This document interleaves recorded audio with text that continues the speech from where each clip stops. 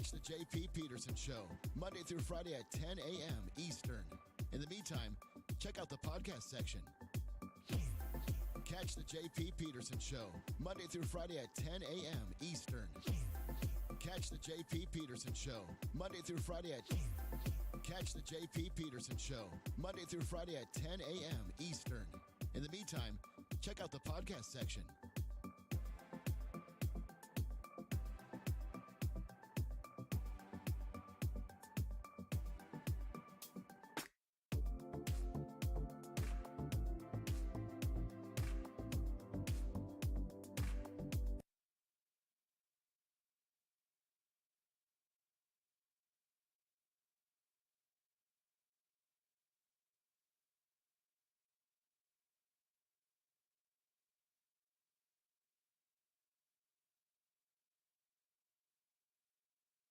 Catch the JP Peterson Show, Monday through Friday at 10 a.m. Eastern.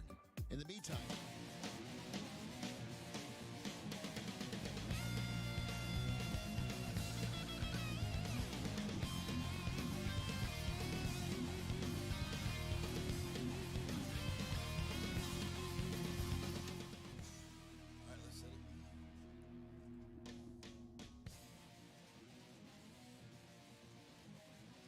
All right, welcome in to a Monday edition of the JP Peterson Show. And we welcome in Peter Blake. What's going on? How you doing? Will now be my co-host here on this incredibly fantastic, mediocre show we call the JP Peterson Show here. We're already off to a roaring start. This is like me when I'm running the show, right? Everything goes great. Everything that can go wrong will go wrong. Welcome into our Monday edition of the JP Peterson Show. We got a great show for you here coming up today. We're going to be looking back on the Bucks-Jets game and what we learned. Obviously, these are preseason games, so we're not looking at the score or the final score, but what did we learn from that game? And I think there's a lot to be gleaned from that game. We'll hear from Todd Bowles and some of his explanations of why the quarterback situation was handled like it was on Saturday night, which probably confirms what we already know, my friend Peter, is that Baker Mayfield's going to be the starting quarterback. Oh, you would think so, Yeah. but then the explanation doesn't really follow that. And I think a lot of people, social media, went crazy when Baker Mayfield didn't come in after John Wolford went out with a neck injury. Everybody just assumed, and then the explanation after the game, and then to double down on it on that Sunday morning presser, it's just like, wow. Yeah, that was the weird part of it, and we'll get to that in just a second. We'll hear from Todd Bowles. We're also going to check in with Kevin Cash after the Rays had another good road trip, 4-2 on the road trip, in their winning series. They've won 6 of their last 7 series. Zach Eflin becomes the first 13-game winner in the American League. They scored 18 runs in the nightcap yesterday. 18-4. 18-4. You gotta love that. But yet, I watched. The 7-6 game was ugly and sloppy and just not good baseball. And Glasnow, should have had a better fate. And They let him down. Yeah, they did. They had like 6 hits and 2 of them were out of the infield. Everything else was in the infield. So it's like you got to help your pitcher out. That's the thing with the Rays. It's all about defense and pitching. And if you're not getting it done at the end of the day, you're not going to help your pitcher out. So that was, and it just doesn't feel. It still doesn't feel like, to me, they're like the 3rd best team in Major League Baseball. It doesn't. It doesn't. Maybe it's because we know that the starting rotation is taxed and the bullpen isn't exactly where we want it to be. But you can't argue with the results. A 4-2 road trip, and they're still 2.5 games behind Baltimore, which the Orioles just continue to play great baseball. When do they lose? Can they finally lose so the Rays can get some ground there? They're supposed to be losing soon. Yes, Right. Yes, they're supposed to be losing. I mean, all the fan graphs that you look at tell you that this is going to be the Rays have the best chance to win this division, 55%, according to whatever that fan graphs thing is. And I just don't see it. I just don't see it. But keep chugging along, and keep winning series, and eventually you'll overtake the Orioles, who have a much tougher schedule the rest of the way. So we'll see. We'll get to the Rays a little bit more. We wanted to dive in first and foremost on the Buccaneers, and the couple things that really I'm excited about was watching Kyle Trask have to actually go back into the game and play a full game. And let's not go crazy about Kyle Trask. I saw social media. Oh, he's overtaken Baker now. He should be the one starting. And interestingly enough, watching the broadcast on Channel 8, they did a poll on who should be the starter, and according to their poll, 55% were on Kyle Trask. I'm amazed by that, but then am too. again, there's a lot of Gator fans out there, so that's true. how it works. Yeah. And I get called out all the time because I'm a Florida State fan. But at the end of the day, it doesn't matter if you're Florida State, you're Florida, you're Miami. Whoever gives you the best chance to win. Did you see anything? And I'll go back to this. I think it goes back to the first 4 drives, 9 for 13, 54 yards. Nothing really impressive. Now, was he put in necessarily the best situation when it comes to the offensive line? No. That's still a work in progress, No. especially the right side. But you showed some mobility. He juked out a defender. What about that? Where'd you see that at? Who thought that Kyle Trask was going to turn into, Michael Vick or Lamar Jackson? I forgot who that defender was, but that's not going to be a good moment for him in films. He may not be on the team for long, that's for sure. The film session is not going to go well for him. That's where your fellow teammates are cackling at you. Right. You just got juked out of your jock by Kyle Trask. But I was impressed with his movement in the pocket. I was impressed with his escapability. He probably escaped 3 sacks that should have happened. And threw a couple of great balls when he was under duress. The one on 3rd and 9 to Devin Tompkins that he put right on Tompkins' hands. Yeah. And he dropped it. It was a tough catch because he was absolutely blanketed. But he threw that ball with a guy absolutely in his face. Right. That to me, he stood in there, took the lick, and delivered the football on 3rd down that could have been caught. It would have been a great comeback catch for Devin Tompkins, and he usually makes those catches, but he didn't. And the throw to Raheem Jarrett down the sideline was an absolute. Even got Aaron Rodgers excited. He was on the commentary. He's like, "Wow!" Yeah, who's seen that throw before? We've never seen that throw before. So look back at it. I was definitely critical. I know you were. You said on your Twitter, and I was watching your Twitter, how he held the ball a little bit too long. I thought he held it early on. I thought he held it a little bit too long. That ball, especially with this offensive line, it's got to come out, man. It has got to come out. And some of those initial reads, guys are open. Like these guys are open on those initial reads, and he's just holding it a second too long, and then they become covered. And the great quarterbacks in this league, they're throwing them open before they come open, and that's the anticipation that I see with Baker Mayfield. I see with the other really good quarterbacks, and that's the difference between the great ones and the guys that are just average. You got to be able to anticipate and trust yourself and trust the receivers. Now, here's another thing. Kyle Trask is going to go through this preseason without playing with Chris Godwin or Mike Evans in a game. He takes those reps in practice. I get it. But Baker Mayfield's going to start week 3.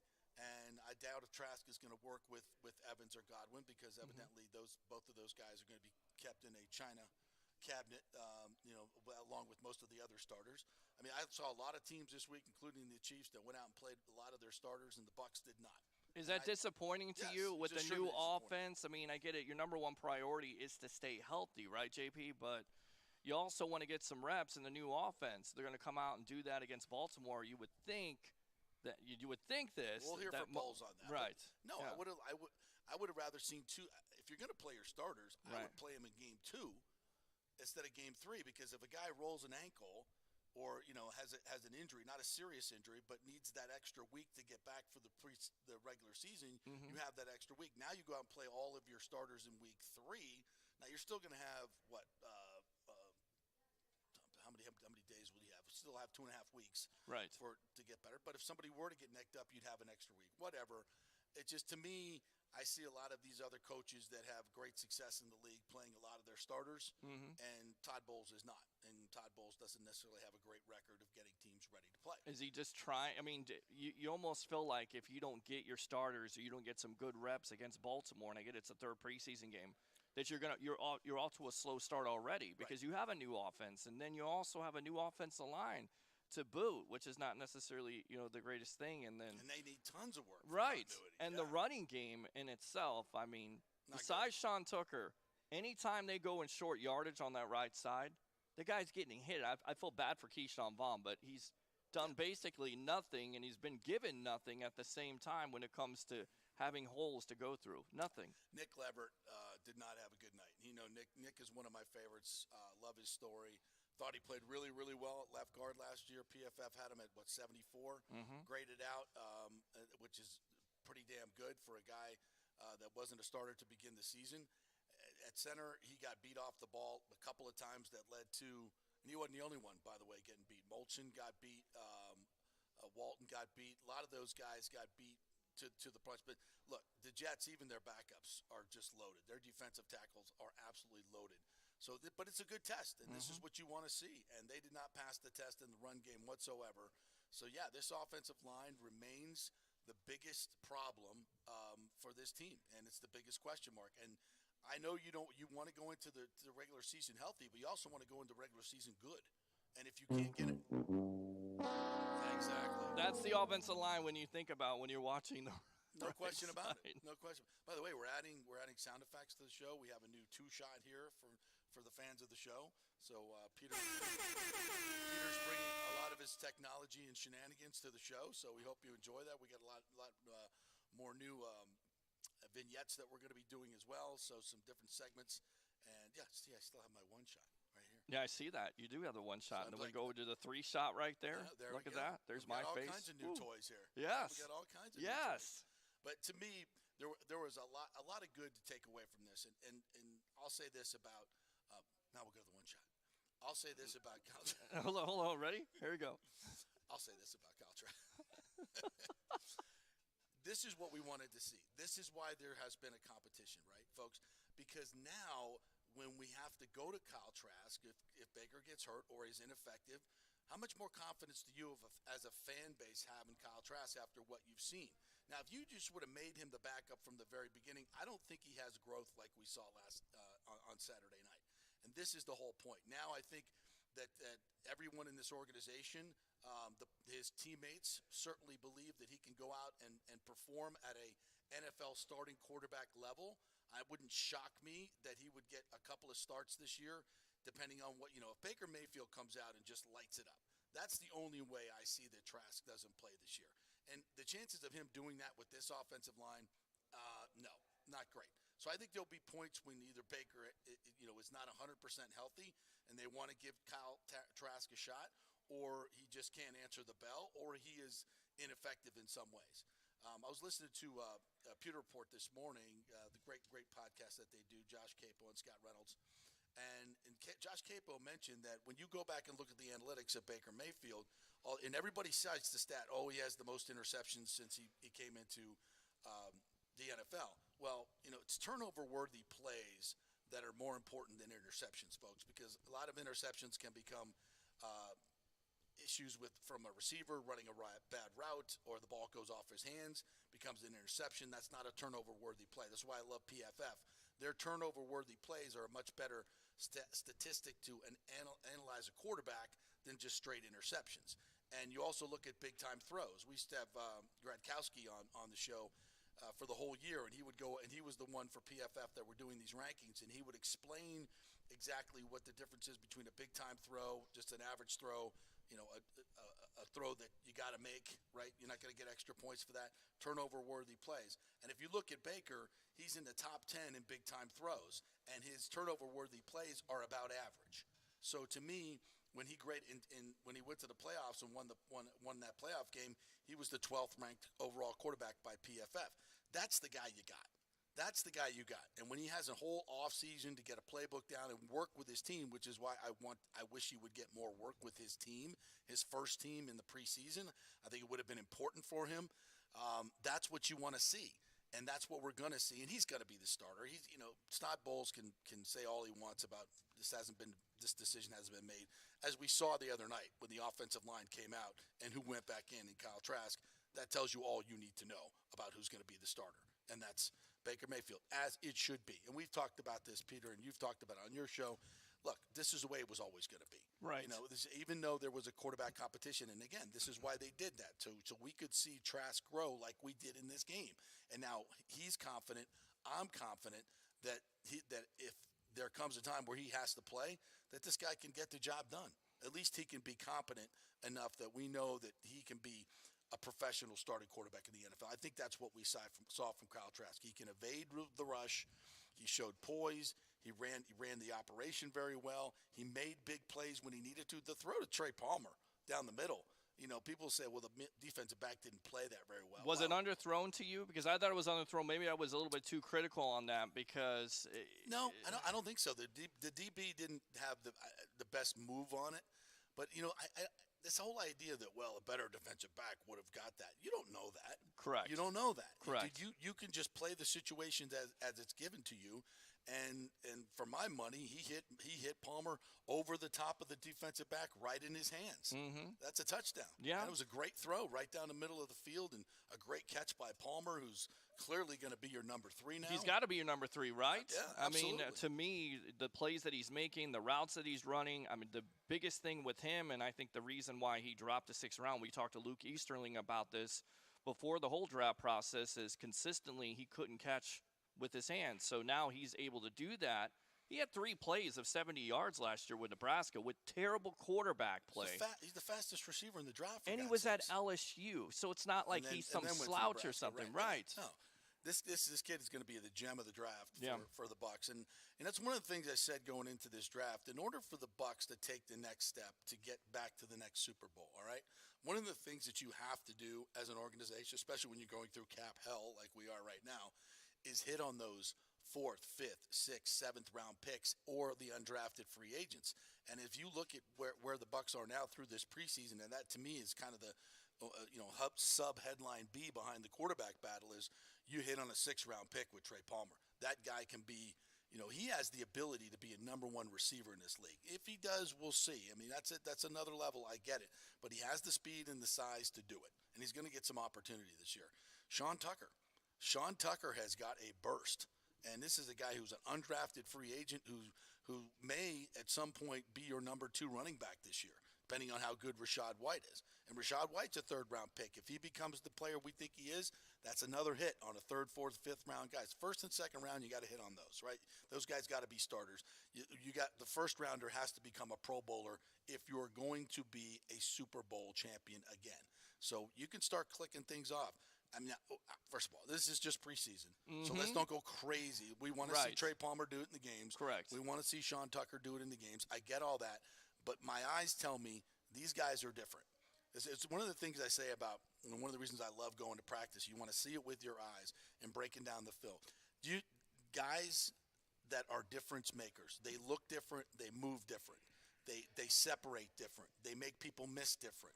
These are the guys that you can't quantify it, but you see it with, at least I can with my eyes, and that guy's different. Trey Palmer is different. Sean Tucker is different. He's got a burst. Rachaad White, what I've seen of him in moments, he's different. He's a difference maker. So, defensively, I'd like to see more difference makers on this team. I don't think we've seen a bunch. I thought D. Delaney had a fantastic game.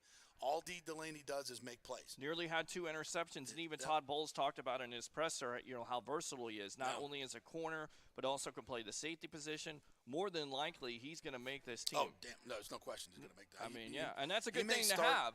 Because throughout the years, he's had his fair share of struggles being thrown in those situations where he's gotten burned. But again, when you have that versatility to not only play corner and safety, it's so valuable to this team. It really is. Yeah, I love it. All right, let's get into some of the sound from Todd Bowles. And first, let's get into this Kyle Trask. Why did he go back into the game? I don't know why Bowles can't just come out and say it now that Baker's the guy. I mean, we've gone through the competition portion of the show. Let's just do it. Here's Todd Bowles, yesterday's press conference, asking to explain the whole resubstitution after Wolford got hurt. So we're going to keep the offensive line in the ball game, and we really wanted to see Kyle in the 2-minute situation. So once we got to the 2-minute situation and Kyle got that in, really didn't want to play Baker in the second half when we was changing the lineup. We wanted John to get some of the work, and he did, so we left him out. Just continuing to master the offense. I mean, that's really all it is. Mastering the offense is new for everybody. Everybody's getting a good feel of what they can do right now, just running the offense and driving the car. All right, so there you go. That's the explanation right there. And that's fair. It's a fair point. You don't want, but when you're telling us you don't want Baker Mayfield to go back in with the backup offensive line, we'd rather have Kyle Trask do that. You're telling us that you're protecting Baker Mayfield. And here's another point, though, which we were told that Baker was going to play, right? We were told that Baker was going to play, and he didn't play. And Rondé Barber on the broadcast said he did not expect Baker to play. And they, of course, will tell Rondé what's going on in the production meeting. So was he going to play or was he not going to play? I think they at this point it was Trask and then Wolford. So Baker wasn't going to play, and Baker's going to start in the third game. So again, I think, as we always say on this thing, don't listen to what they say. Watch what they do. That's it. And when Baker didn't go back in, that was the sign. How surprised were you when that happened? Did you just say, oh, okay, there you go. Basically, Todd Bowles has revealed his hand that Baker Mayfield is going to be the starter. Because for me, it was always about Baker he's going to be starting this team because he gives you the best chance to win. Right. Nothing against Trask, but you're throwing him in there with 9 snaps. It's like throwing a rookie quarterback into a new offense. Yeah, especially in a first game situation. Right. You have a new offense. You're on the road at Minnesota, 75,000 skull drunken idiots. No, Right. Why would you put an inexperienced guy, give a guy a first start when you got a guy on your bench or you guy on your team that has 69 starts in a playoff win? And Baker Mayfield has played some of the biggest games in college. So it's a no-brainer, but it doesn't mean that Baker Mayfield is the starting quarterback for the rest of the season. This is what this competition was about. Right, exactly. And like you said before, your guest last week, Sal Powell. Yeah. It's easier to go with Baker to start, and then if he basically doesn't get out to a good start, then you can go into Trask in that bye week. And you don't want to ruin the kid's confidence, because you go with Trask and he doesn't perform well, and you take him out, he may never be the same quarterback ever again. Right. And then basically it's disaster at that point, because you're depending on Baker. Baker fails, then you're looking at having number 1 overall pick or a top 5 pick, which I think they have way too much talent to be a top 5 selection. I do. I agree too. If they stay relatively healthy, this is a team, like Sal Powell said, and I agree, that is going to fight for the division title. All right, next one from Bowles. I believe this is on Trask and what his plans are for Game 3. Correct. Here we go. Boys in the pocket, a lot more athleticism. He used his legs when he had to, and he was very successful at that. Threw the ball where he's supposed to throw it, threw some pinpoint passes. Like to have a few plays back, but overall, saw a lot of poise and a lot of growth. I thought he did well. We'll meet on it as a staff, and we'll kind of go from there, let the players know. And once we let them know, we'll let you guys know. So there you go. Pretty, we'll let you know when we know. But I think from what I've heard, that Baker's going to start Game 3 next week against the Ravens. What's that, Saturday night at home? Yes. So, yeah, I think, and that's the way to go. And I think Evans and Godwin should play. I'd like to see the first team play the entire first half. I think that's fair.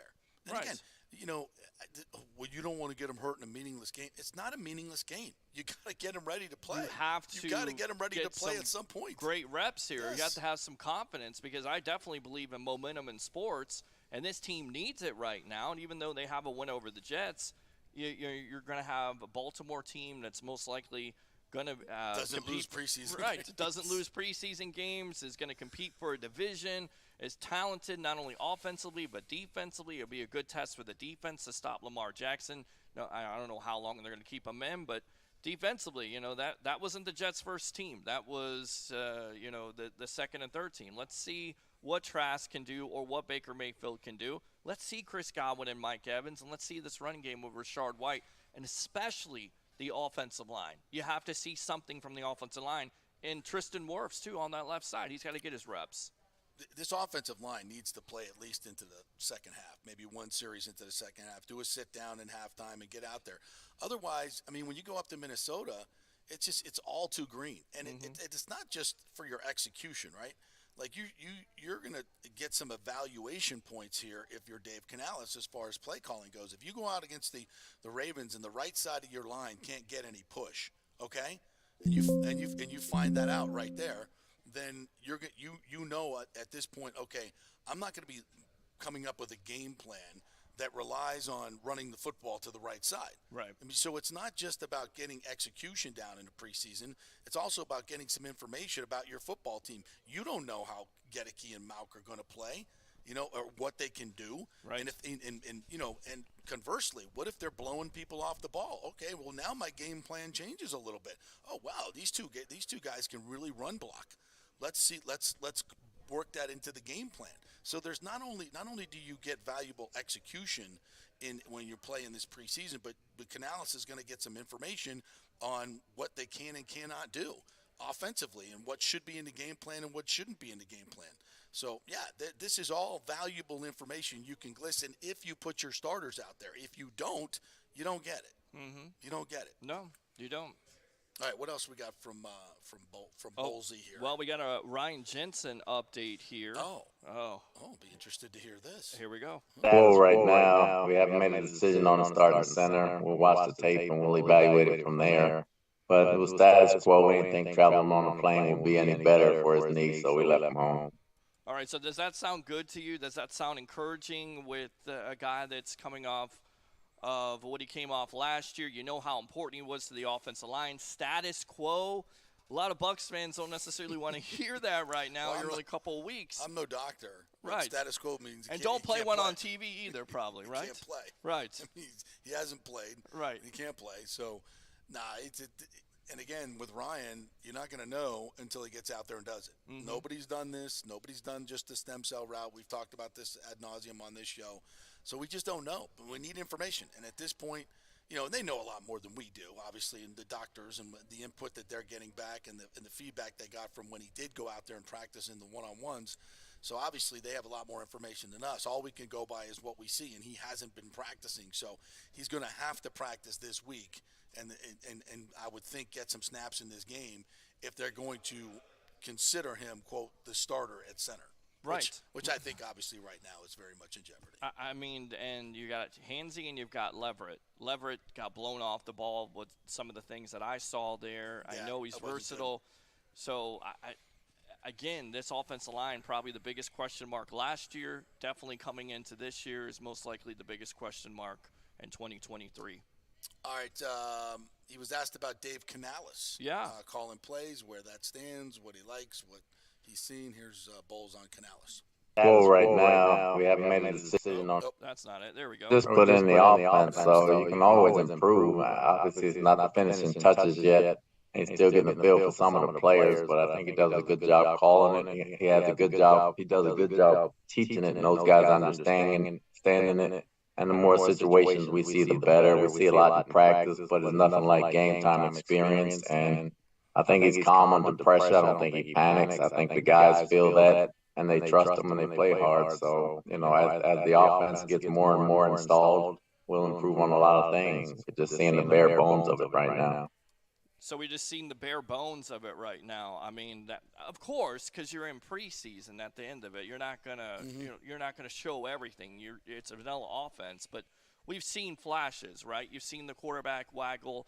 You've seen pass play action, which you didn't see in Mr. Byron Leftwich's offense. How about them Bucks, baby? Yes, last year. So, can you give me the no logic?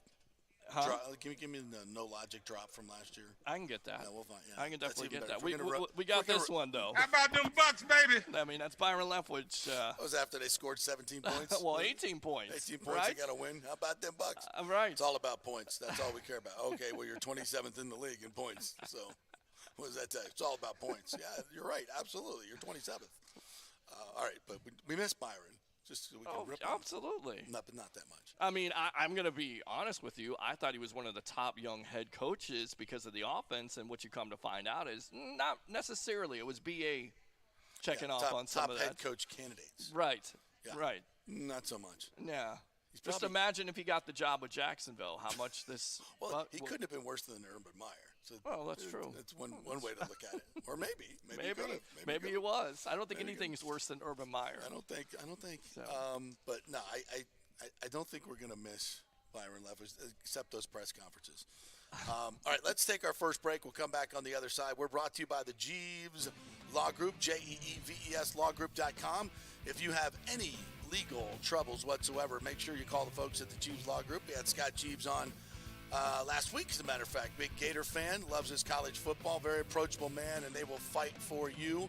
So go to the Jeeves Law Group if you're involved in an accident, JEEVES lawgroup.com, and get that personal attention you so richly deserve. All right, back in 3. Stay with us.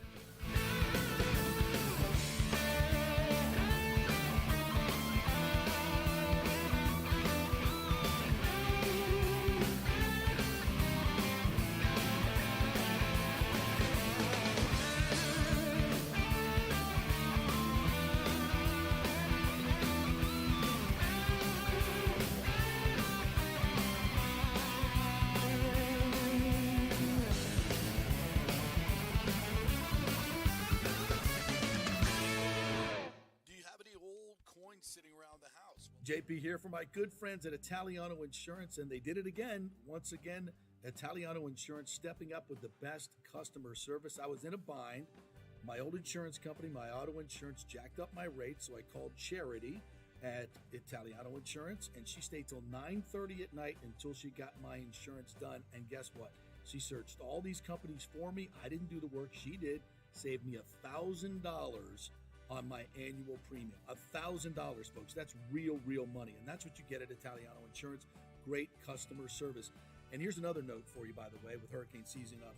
40% of people in Florida are underinsured. That means if you have something happen during a hurricane and you need replacement costs, you're going to get 40% less than you deserve. Can't let that happen. Call the folks at Italiano Insurance and get them to help you out in both those regards. They will save you money and keep you insured properly. That's 813-877-7799. Great folks in the community, been doing it for over 60 years. Italiano Insurance, 813-877-7799. All right, this is for all you guys who don't want to go to the gym and do 5,000 crunches. At Bay Area Modern Medical Center, you can get on the new True Body machine where you can reduce fat and tone up your muscle. It's like doing 54,000 crunches in just 15 minutes. Define your body as you see fit. True Body offers personalized muscle stimulation that delivers the equivalent of those 54,000 crunches in just 15 minutes. Just get in touch with them at Bay Area Modern Medical Center, BAMMC.com. Chris Lugo and the team over there will set you up on True Body and get amazing results. Non-invasive with comfortable and little to no pain and zero downtime. You can isolate and target those areas that you want to improve and treat multiple areas simultaneously. It's an amazing machine, so check it out at Bay Area Modern Medical Center, BAMMC.com. Well, Fitz the mortgage guy did it again. A listener heard his ad, was going to another big bank, but called Scott Fitzgerald at American Mortgage Services of Tampa, and Fitz saved him $618 on his monthly payment. Are you kidding me? Folks, that's big money. Rates are going up, they're going down, they're going all over the place. Scott will shop your loan and save you lender fees and get the best rates. Email him, scott@amstampa.com, or call 813-294-7595. That's Fitz the mortgage guy.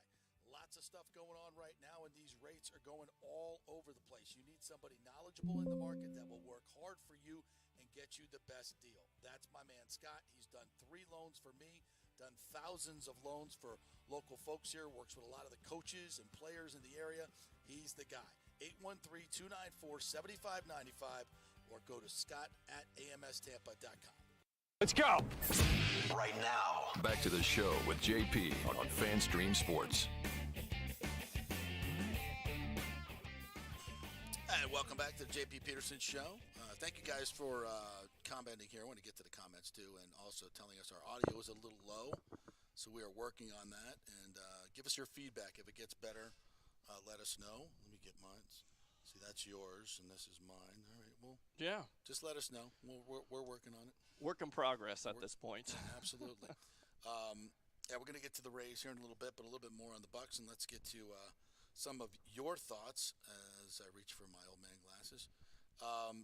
Jeremy Lowe, yeah, Trey Palmer and Jarrett are the real deal. I like both of those guys. Yeah, absolutely. Trey Palmer a little bit more. Rock Jarrett, I think, is really we got to see out at training camp and watch these guys do the individual drills, which I really liked to watch that because you get a really good feel of their route running And Rock Jarrett, both of those guys, along with Devin Tompkins, they create space. Mm-hmm. They create space in those one-on-ones. I'll be interested to see them, more in that setting in Game 3. But I think both Rock Jarrett and Trey Palmer are going to be good players in this league. And Devin Tompkins, don't forget about Devin Tompkins. I mean, well, he catches everything in practice. I won't let you forget about Devin Tompkins. Right. You know me. I've been, of course, been on him for quite some time. Sure. Dual threat, Kyle. Dude, I'm telling you, man, that move he put on that dude, that was wow. That was a wow. It was a wow moment. But the worst part about it is then he fell over. After he put the move on the guy, he could have got maybe a few more yards, but you want to get down. I haven't seen him slide yet, so hopefully he'll be better at that. Lonnie Wilkins says, I saw the Hector Gomez-Franco update you posted, JP. Nobody's reporting on this story too much with the murky waters and ongoing investigation. Gomez seems to be saying things without saying anything. I mean, he's saying a lot more than anybody else is saying. I mean, he literally said that Wander Franco may not play Major League Baseball again. I still think that's a stretch. I have no idea what's going on down there. Obviously, he knows a lot more than me. I just think me, I follow the money. Oh, that's it. I follow the money, and this guy's going to make anywhere from $400 to $500 million in his baseball career, $500 million, and for him not to be able to play again. I mean, listen. I have no idea what happened down there. I'm not judging, what happened. I have no ideas of any idea of the facts of this case. All I know is the world that we live in. If you have a lot of money, you get away with anything. That's it. And you're also more and I'm of a not target. saying he's guilty. I'm right. not saying he's guilty. Right, but you've got multiple allegations there. You know, it's not just one, it's multiple. And I get it, people can come together and, anything else. But you're also a target when you're making that much money. And then keep in mind, the source that's reporting this is the same source that reported before anybody else about the contract that he got from the Rays. It's the same source. So, I don't know. Well, and that means something. This guy knows what he's talking about. That's it. And he's definitely connected down there in the DR much more than we are. Buck's Basement says, JP, I need to honest, man. This team's going nowhere with the coaching group it has. How Keith Armstrong is still a coach on his team, I do not know. And Bowles' decision to sit starters is ridiculous. I agree with you. And listen, Keith Armstrong is a super nice guy. I work with him in Atlanta. People like him. They like working with him. He's a great dude. But this is a performance business, and his special teams have traditionally been ranked in the bottom of the league time and time and time again. There's a lot of good special teams coaches out there, up-and-coming guys in college, and I don't get it. I mean, speaking of performance and special teams, Rodrigo Blankenship. Well, kickers, I'm not putting kickers on special teams, but look at the return units and the coverage units have been awful. Right. They've been awful. Right. I mean, that's where your coaching comes in. Whether the kicker kicks it through, those people, this coach has nothing to do with that. Well, I shouldn't say nothing, but that's mostly on the kickers. Well, you have to feel about bad the return units have been terrible. Yeah, well, you have to feel bad about the return unit because Tompkins looks like he has a big return and it gets called back for a penalty. But when's the last time, JP, you've seen a return kick, a return punt? You don't. So. Well, I see lots of them from the other team. Right. Well, that's the problem right that's there. The problem. That's the major problem. It's not, and that's on the coach, man. Now, part of it is, what players do you have to put in special teams? And sometimes, there are certain key guys that don't make the roster. Other coaches need those roster spots for other players. And you get left with some guys that maybe aren't the perfect gunners or the perfect this or the perfect that. But that's where coaching comes in, man. You got to make those guys work. Whatever you get to work with in terms of these players, you got to make it work. And he has traditionally not done it. I mean, the proof is in the numbers. I mean, it's not good. It's not a good look for Keith Armstrong. So, yeah, I agree with you. And that's another thing. That reflects on the head coach. Not firing your offensive coordinator last year when he was clearly not doing what you asked him to do. Besides the offensive line, is coaching the biggest thing for you? 100%. Management of the game. Right. And the way Todd Bowles managed the games last year at times was head-scratching is not the word that I need here. It was abominable. Mind-numbing. Right. I mean, you can't, when he decided to punt, when he decided to go for it, I was afraid Tom Brady was going to throw an interception and come on, man. That's not the greatest that's ever done it. He knows in that situation when to take chances and when not to. Like nobody knows better than Tom Brady, and you screwed yourself out of a game you should have won.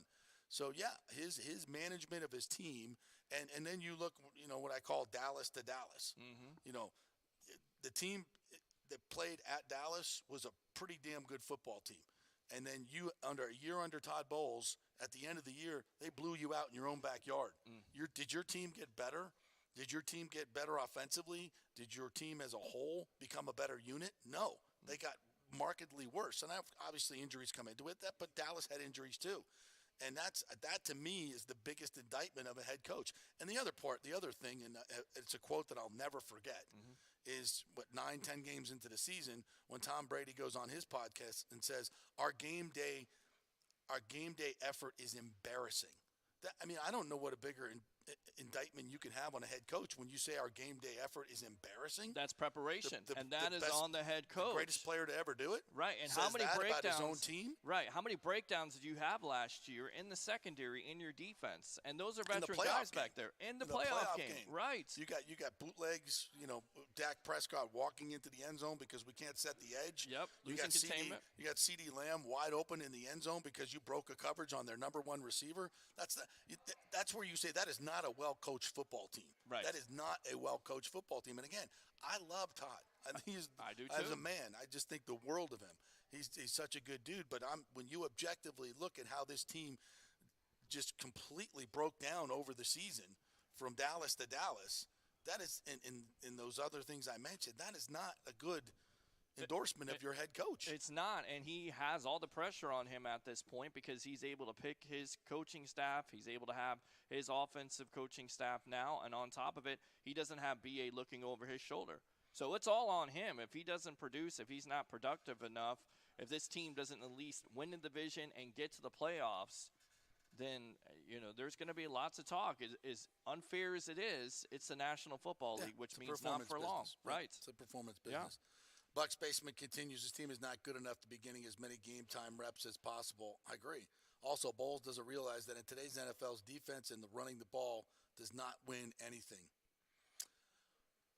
It's an offensive game. To say defense and run games are not important, I would disagree with that. I know you're not saying they're completely irrelevant, but I think you can win with a running game. You can control how a game is managed, and I think this defense is going to have to carry this team early on. But I agree with you. Just in general, it's going to be conservative. Yeah. You're going to have to emphasize the run game over Rashard White, maybe Sean Tucker, because Bowles put it out there yesterday in his presser that nothing has been decided. And furthermore, Chase Edmonds is banged up, so maybe this is an opportunity for the young kid in Tucker to really show his stuff because. Tell you right now, he does hit that edge and gets on the outside. He's got something the Bucs haven't had in a long time, and that's speed. That's some burst. Yep. Yeah, no question. Yep. From Jeremy Lowe, Bowles needs to name the starter and play him with the starters on Saturday. I'm pretty sure that is the plan. That is the plan. You would think. We'll see Baker Mayfield with the first team unit, hopefully into the second half. Richie P says Sean Tucker was brought my attention by Chris Sim in his pre-draft reports. My only concern is that his health derails his potential. See Cadillac Williams. Well, I mean, we're told that the health scare with the heart is, they've corrected that, whatever it is, and they're confident that he can play. So.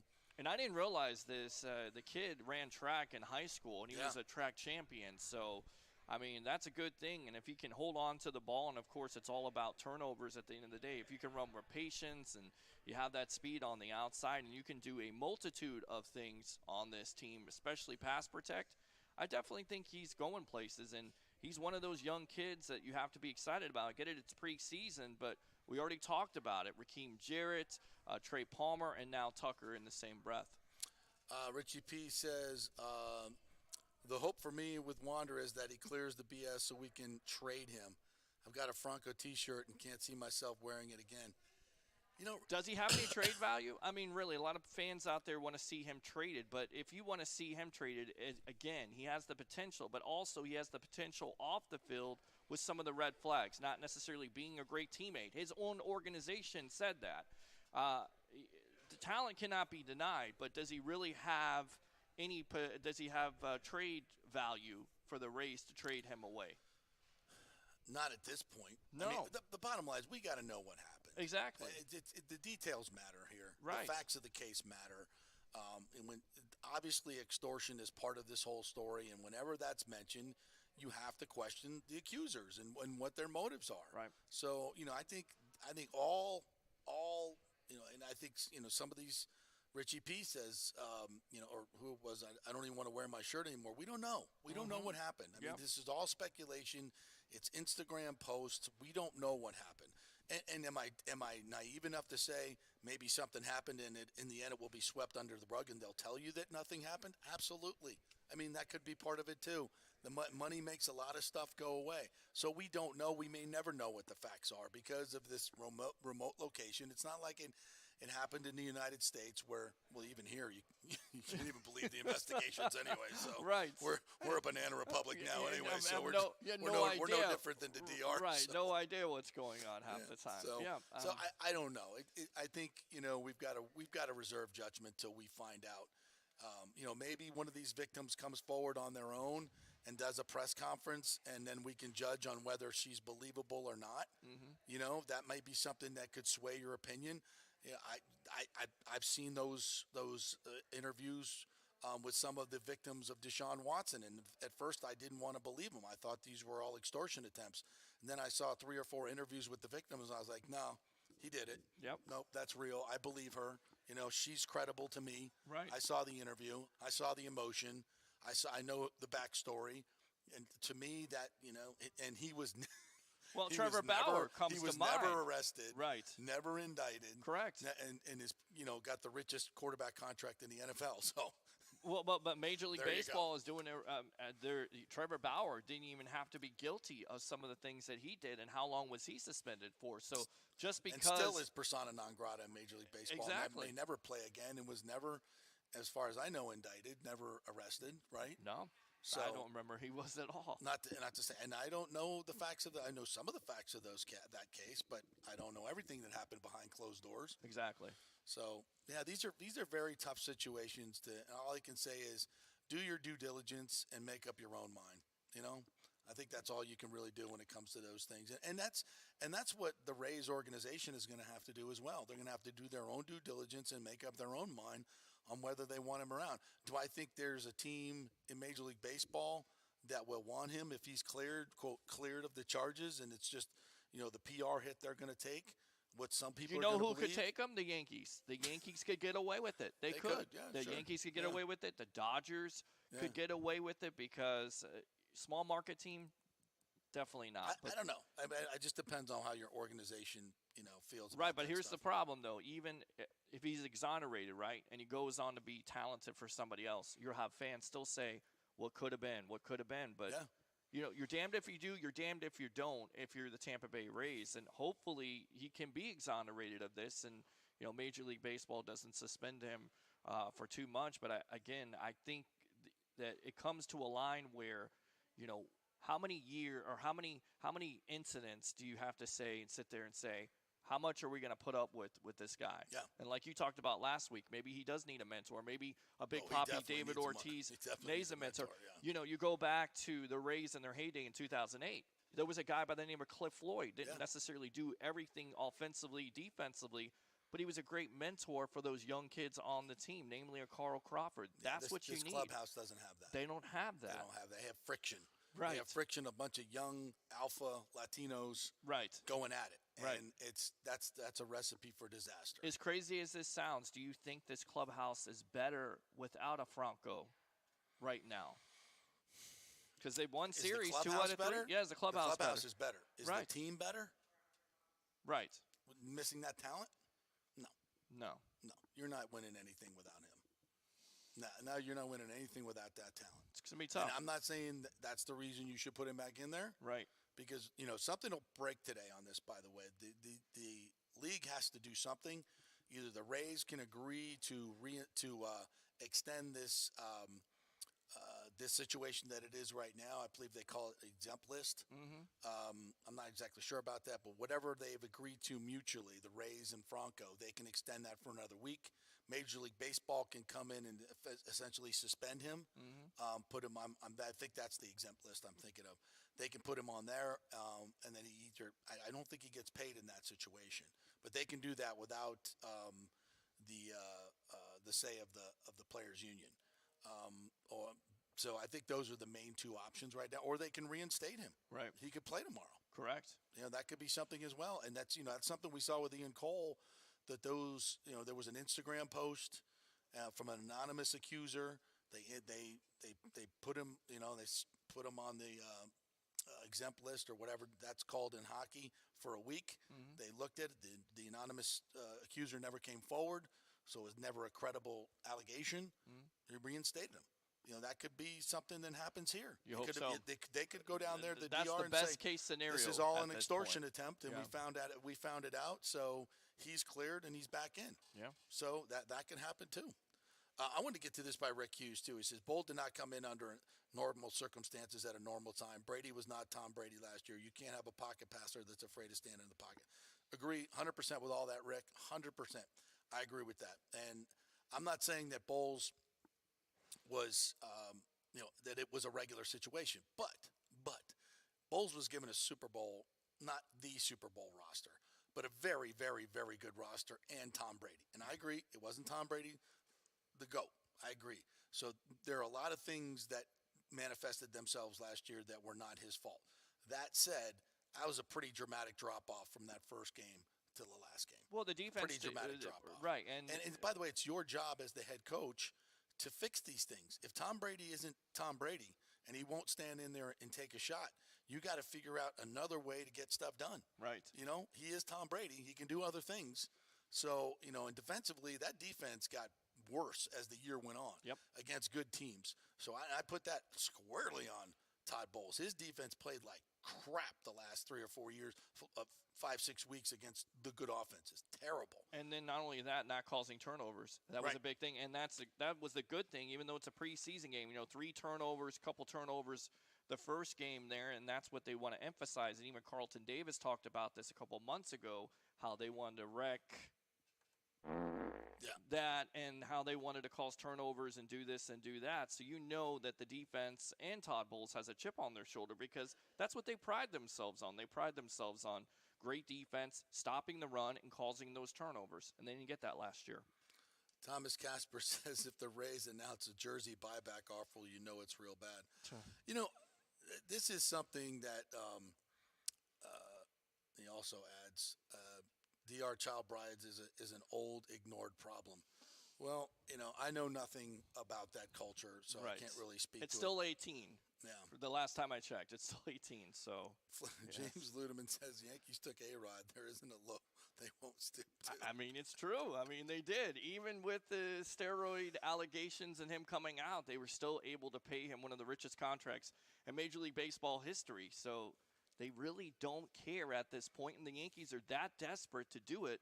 You better get a whole load of prospects if you're going to trade him. If he's exonerated, I don't see the Rays trading him. And again, the value there, he has value, but really, does he? Hey, I know we're getting a lot of reports that our volume is low, so tell me where you're watching or listening. If you're listening on the app, is it low? Is it low on YouTube, Facebook?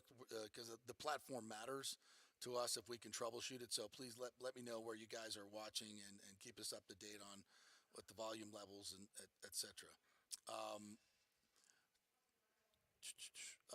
If I was very impressed with Trask, I know Baker sadly will be the guy, but after Friday, Trask turned some heads.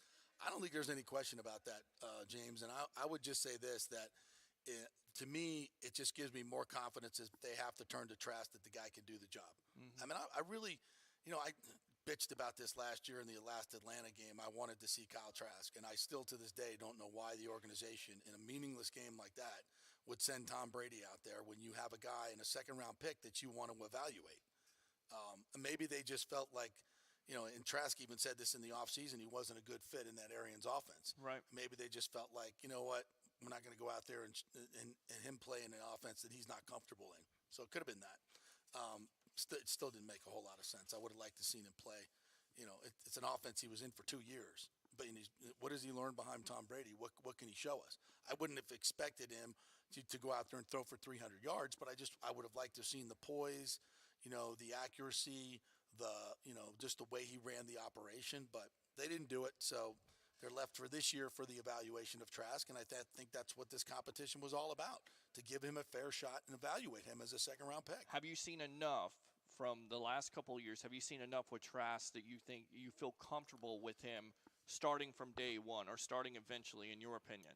You watch a lot of football. I think it's you silly break down the film. Yeah, I think it's silly. I've said this many times for him to start in Minnesota, but I think he should get a shot. Okay. Yeah, absolutely. Okay. I want, because this. And I'm not sure if you want a shot, because if he gets a shot, then basically your season is kind of on the brink of being pretty bad. I want Baker to be successful. I get it. You want to get off to a fast start. But if you start Trask and it doesn't work out, essentially, again, you're starting a rookie quarterback who only has 9 snaps. Listen, I don't believe in all that, if you go to Trask, then you can't go back to Baker. That's ridiculous. Right. That's ridiculous. You can because the season evolves. Right. The season evolves. You have offensive line injuries. You have wide receiver injuries. If you have a good coaching staff, you're going to make decisions based on how you can best win. Mm-hmm. Like if Godwin and Evans go down, you think that's a good time to bring Trask in? No. You have a much better chance with Baker Mayfield, right? Who's more nimble and can do some different things in the pocket. So if Baker is not making the throws and guys are open, then bring Kyle Trask in and see if he can do it. So you're not subscribing to Dan Graziano of ESPN saying basically the Bucs are so bad at the trading deadline they could trade Mike Evans or Chris Godwin. I mean, it's just like the national media loves to piss off the Tampa Bay sports fan and discount them. Good. I say good too. They sufficiently pissed off this Bucs team that they've been called crap and they're going to get the first overall pick. That's great motivation. That's so it. Keep That's it what up. they need, maybe, just to kick in the ass. Absolutely. Right. No, this team. There's no question. This team has an edge. Yeah. That they want to go out and prove that it wasn't all Tom Brady. Sure. That is palpable. Guys are not going to say it on the record, although some have hinted at it. Carlton Davis, thank you very much for being honest. And privately, they'll tell you this. They've told me that. So yeah, it's palpable. They want to prove something, and to me, that is a strong force in this league. Now, they go out and get their ass handed to them first 3 games. That stuff goes away. Right. It goes away really, really quick. So they've got to back it up. That's it. If you think you think it wasn't all Tom Brady, and I think it wasn't all Tom Brady myself, I agree with you. Go out and prove it. Go out and prove it. Yeah. That's great about the NFL. That's what you got to do. And if you don't do it, then eventually heads are going to roll and guys are going to be fired and you're back to square one again. Even if you do get the number 1 overall pick, there is no guarantee, and I continue to go back to this with fans, there is no guarantee that Caleb Williams is going to be the next Patrick Mahomes. Exactly. There is no guarantee that Drake May. We've seen this. Watch this over the years with Jameis Winston and Vinny Testaverde going all the way back. Just because you get a number 1 player, Ryan Leaf and Peyton Manning. They thought Ryan Leaf was the next coming. He wasn't. I'm not comparing them, but there's always not that guarantee because you can get a guy that goes in there and has everything and has all the talent like a Johnny Manziel and doesn't give a crap about it because he's basically gotten paid and that's all he cares about. I mean, you've got to do your due diligence on this, and you hope that you're not in that position again to draft a quarterback, because if you are, then everything is turned around and changed. Tanking has shown to not work. See Jameis Winston. So there's so many instances of it. You never know if you're going to get the pick, and you never know if the pick's going to be any good. That's it. Yeah. And the whole idea of tanking, what it does to your organization in general, it makes the players not believe in the coaching staff or the organization. It's dysfunctional, and no good organization would ever do it, quite frankly. All right, we'll take a quick break. When we come back on the other side, we'll get into a little bit more of your comments. We'll keep talking Bucks. We'll talk Bucks all day long, right? You got something you guys want. We'll talk some other NFL games, what I saw over the weekend, what Peter saw over the weekend. We got some other interesting stories to get to as well, going on with Joe Mixon and some other interesting stuff. Stay with us here. We're brought to you by the Jeeves Law Group, JEEVES lawgroup.com. Get that personal attention you so richly deserve. Stay with us.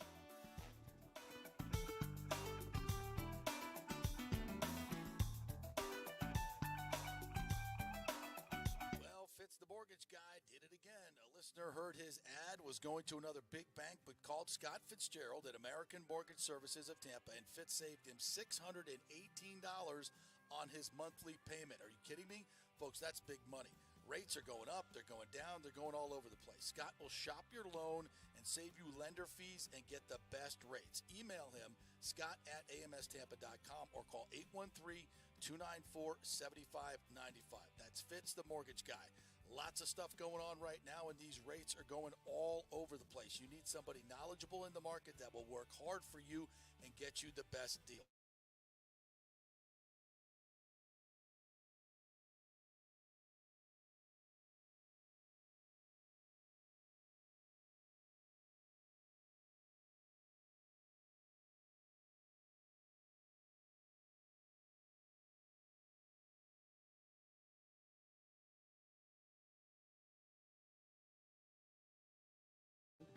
My old insurance company, my auto insurance, jacked up my rates, so I called Charity at Italiano Insurance, and she stayed till 9:30 at night until she got my insurance done. And guess what?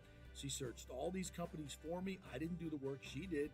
Saved me $1,000 on my annual premium. $1,000, folks. That's real money. And that's what you get at Italiano Insurance. Great customer service. And here's another note for you, by the way, with hurricane season up. 40% of people in Florida are underinsured. That means if you have something happen during a hurricane and you need replacement costs, you're going to get 40% less than you deserve. Can't let that happen. Call the folks at Italiano Insurance and get them to help you out in both those regards. They will save you money and keep you insured properly. That's 813-877-7799. Great folks in the community, been doing it for over 60 years. Italiano Insurance, 813-877-7799. During COVID, over 1.7 million people were added to the Florida Medicaid rolls, but as of April 1st, 2023, most of these people may not be eligible for the Medicaid coverage and will lose their health plan. If you have been notified you are losing your coverage, don't freak out. It's very likely you can apply for a federal subsidy under the Affordable Care Act. Just call 877-652-0244. Our representatives will walk you through the whole process, get some basic information on your income, number of kids, and then they'll find a plan that best fits your needs. In fact, with the new laws, 90% of Americans qualify for reduced or free health care. You can select great plans like Florida Blue, that's my carrier, love them, paying $800 left after making the call. 877-652-0244. Our highly trained professionals know all the intricacies of the new laws. They will do all the work. You save tons of money. So if you're being dropped from Medicaid, fear not. Call 877-652-0244. Get real health insurance, free doctor visits, free blood work, no deductibles. 877-652-0244. Hey, JP here for Extravaganza Productions Incorporated, EPI. You've probably seen their purple logo at so many events that you've gone to. They are based in Tampa, and for over 33 years, they've been creating and producing conferences, meetings, and special events, the biggest to the smallest. Solid reputation of delivering the best audio-visual, sound, lighting, entertainment, video production, and decor on time and on budget. I've worked with them with so many big events. The Warrior Games, which was an Olympic-style event all over Tampa Bay, from McDill to the Convention Center to USF. They did it flawlessly, made it look big and fantastic. I've worked with them on small events as well, large and small meetings and conferences, sporting events, fundraisers. If you got a fundraiser, you don't know the logistical way to pull it off, they'll take care of everything. Entertainment events, branding events, grand openings, so much more. The folks at Extravaganza Productions are the most professional and the best. I've worked with them many times. They are fantastic. You can contact them through extravaganzaproductions.com or call 813-621-4700. Extravaganza Productions, they are awesome. Ladies and gentlemen, let's rock. This is FanStream Sports with JP. All right, welcome back. Just got confirmation that Matt Matera from the Pewter Report will be joining us at 11:30. So that's cool. He was up in New Jersey the whole week. Went to the practice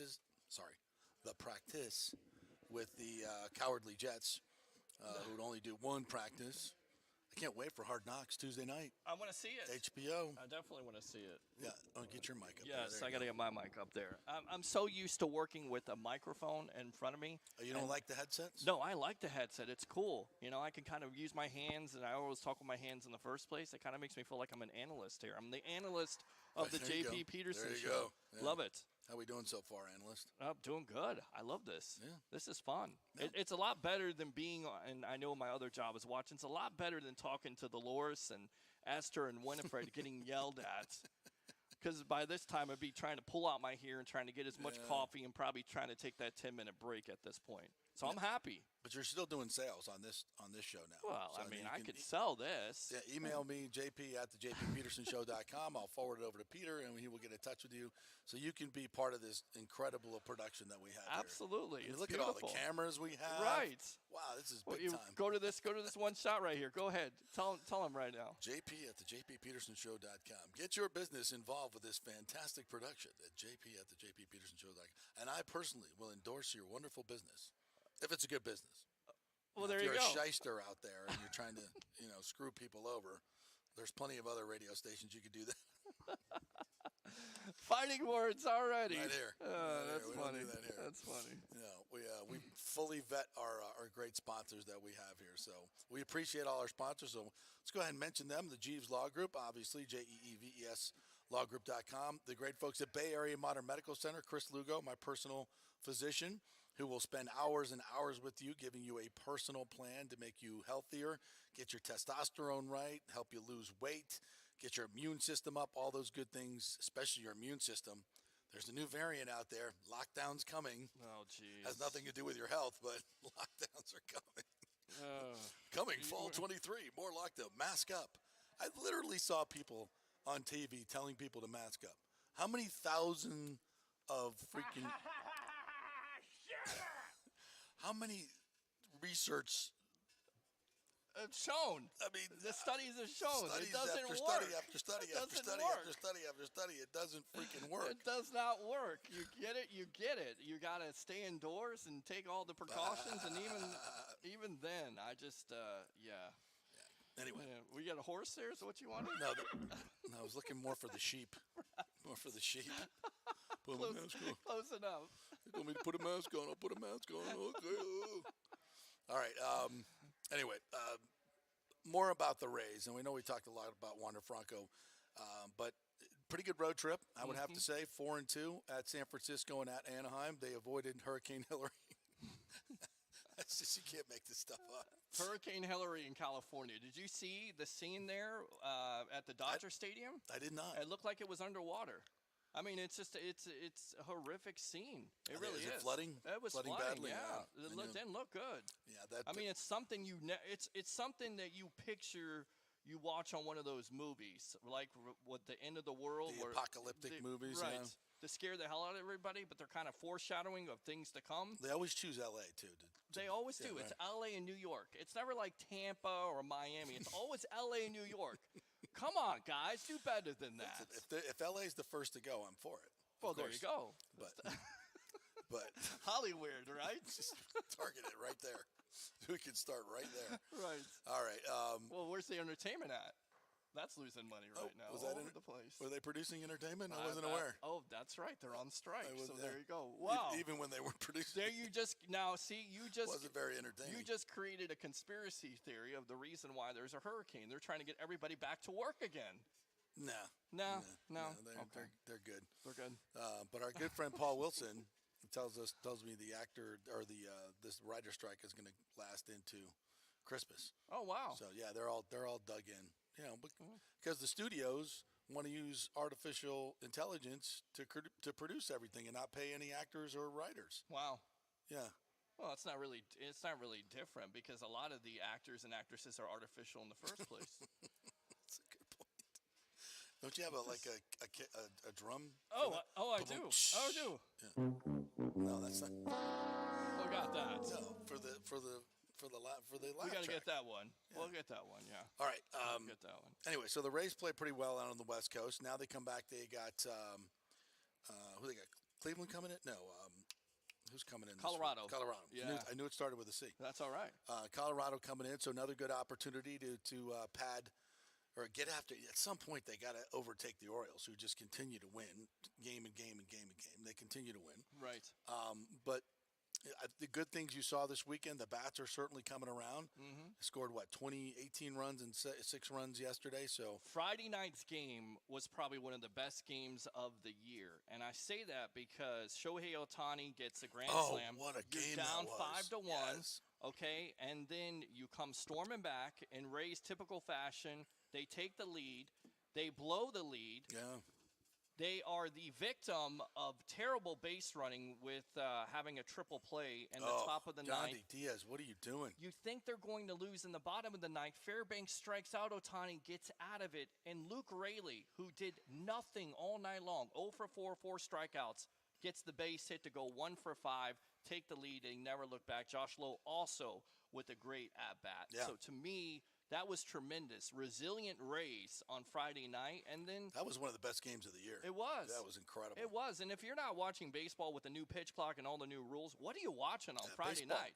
Baseball's been really good Right. this year, just from an entertainment standpoint. Just watching. I watch the MLB show on MLB Network every morning, the highlight show, and it's tremendous. I mean, do you see the Reds this weekend? Oh, yeah. Ellie De La Cruz, what he's doing. Story in baseball. I mean, you talk Yeah. about exciting baseball. We've never, I've been watching this for a long, long time. I've been a baseball fan for over 50 years. We've never seen the athleticism that's in the game today, the power, the speed, the velocity of pitching. We've never seen anything like it. It seems like it's dramatically increased over the last couple of years. The showmanship, the entertainment factor, and now you've gone in this pitch clock is just absolutely phenomenal. Yeah. I mean, it's a totally different experience watching a game now, and attendance is up 20% over the league. 54% here locally with the Tampa Bay Rays. Is it 54% it's here? 54%, yeah. Wow. 54%, and that's See what happens when you actually market your team and make tickets affordable? And that's the key. Shocking development. Right, shocking development right there. And on top of it, you hope that the league will promote these superstars because they really need to. Yeah. Because this is what baseball needs. They need to have fun. You need more Randy Arozarenas with this. And I get it. There's purists out there don't like it. Fine, do something about it. But this is the future of what baseball is going to be. Yeah, if you're a traditionalist and you don't like the celebrations that are going on right now, yeah. I'm just like get with the program. I talked to Roberto Hernandez on my show about this, and he didn't like it. He's too not. much. No, He didn't he's like an old. it. He's an OG. I love the guy. Yeah, he's an OG. And I just wonder. And he's what also he would a do. pitcher. That's it. He's also a pitcher. Right. Exactly. Pitchers are no fun. Pitchers are like the grumpy old guy and get up my lawn. Don't celebrate when you hit a home run off me. That's it. Shut up. You show them up, and they're gonna give you some sweet chin music. Well, you know what? That needs to go away. Right. That needs to go away. And I love Roberto Hernandez. But the old Pedro stuff, a guy hits a home run after you, now you're going to throw at his head. Right. What are you doing, man? That's just like, so every time, a guy, if you get struck out, he should throw the bat at you next at bat. Is that what we're going to do? Right. Just to Take the even bat things with up? you. Yeah. Right. Like, he struck me out. I'm throwing the bat at him. What's the difference? Right. It sounds ridiculous, right? It does sound ridiculous. Well, but it does. what's the difference? Well, it could be disastrous if you hit a guy with a 99 Yeah, mile per we've hour seen fastball. that. Yes. Yeah, we've seen that. Yeah, Right. So some guys are throwing triple digits at this point, so it's dangerous. a lot of guys are. Right. A lot of guys That are. guy So the other night for the Angels, geez. I don't know what he was throwing. He was throwing high, throwing this, and umpire was all over the place. In fact, go back to the first game of the doubleheader there. Glasnow looks like he's going to get out of the inning or looks like he's going to get the out. The umpire squeezes him on the strike. And, of course, what happens? The very next pitch, the guy jacks it out. Yeah, that is the thing right there that makes baseball interesting, but also very frustrating because there is a certain strike zone where guys are just calling their own strike zone, and it can cost you. And it costed the Rays and Glasnow on Saturday afternoon. Donald Vesey says, that's because there's a new booster to sell. It's a new variant. There's a new booster. I think you might have. Is there a connection? There might be. This kid out of Cincy is unreal. He plays in another gear. He does. Yeah. Ellie De La Cruz. He is exciting. I grew up a Reds fan because the Big Red Machine was they were it. I know when I was just coming into playing Little League. Sure. And so, huge Reds fan, and watching that team, and now watching this team start to ascend. They find some pitching in Cincinnati. They've got maybe one of the best lineups in the game. I remember Barry Larkin, getting an opportunity when I was a kid to meet him, sign autographs. Jose Rio. Of course, you got the great Chris Sabo, that team there that won the World Series with who was it? Lou Piniella as the manager at the time? Sweet Lou. Yeah, Sweet Lou. Eric Davis. And then George Foster. Beat the A's. Yeah, got a chance to meet him, who was a former MVP. 1990 that was, yeah, right? It When, was Eric 1990. Davis Yeah, led off with a home run off Big Bad Dave Stewart and the heavily favored the Oakland A's. Yeah, which you could probably consider a dynasty at that time, right? With all the players they had, the talent. for a long time they were really, really good. What a shame to see them move out of Oakland. Well, Baseball screwed that up. They really did. When I was in Vegas, as an aside, talking to the Uber drivers and the people on the street, people that actually live in Vegas, and I was asking them about baseball, and they were like, I don't think it's going to work here. Yeah. They was like, we're fully invested in the locals are fully invested in the Golden Knights. Like that's a local team.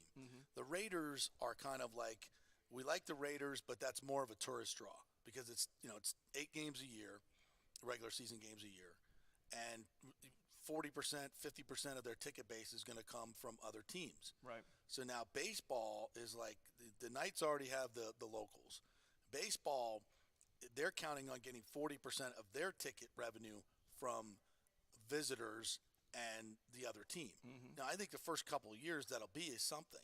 Our team's going out to Vegas. We'll go to Vegas that weekend, watch 3 or 4 games. Are you going to go to every game every night? If you go to Vegas, no, you're going to go to dinner one night, right? You're going to go see a show another night, and then a baseball game, and maybe a day game. So the locals were just like, I just don't think baseball is something that we're really, as a local, going to gravitate to. And I don't know if they can sell enough seats from people coming in for 81 home games. Yeah. So and that's the flavor of the day for every major sports league is Las Vegas, the city. Yeah, that's what it is. So I think they're they're talking about bringing an NBA team there as well. The WNBA team does tremendously well. Doesn't Vegas Tom Aces. Brady own a stake in that? Franchise. They do really, really well. But So. And an NBA team is a natural for Vegas, to be quite honest. So I think they should have gone NBA instead of MLB. I'm not sure it's going to work. So we'll see. All right, let's take another break. Coming up at 11:30, Matt Matera is going to join us from the Pewter Report. He was up in Jersey the whole week to watching the practices up there and, of course, the game. So we'll get his take on what he saw and the whole Kyle Trask, Baker Mayfield issue. When we come back, a little college football talk. FSU had a scrimmage over the weekend, and they're getting ready to take on LSU in, 2 weeks? So we'll do some of that. When we come back, stay with us.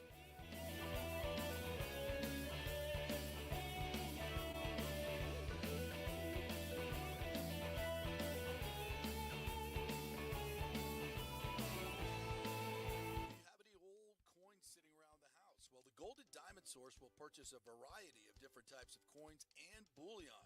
Their gold buying program includes sterling silver, platinum, and watches.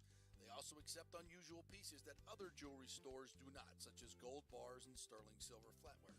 The list of items they do accept is far more extensive than those they don't, so check it out. While you're there, you can check out the largest collection of any family-owned jewelry store in the country, especially with summer coming to an end. The holidays right around the corner. Never too early to start your holiday shopping, especially if you're planning on getting engaged or have any birthdays or anniversaries coming up. Come on in and find out what buying jewelry should be like with an expert staff of gold and diamond jewelry enthusiasts. And the best part, they treat you like family. And if you're worrying about price, don't. The Gold and Diamond Source has something for everyone's budget. They even have a layaway.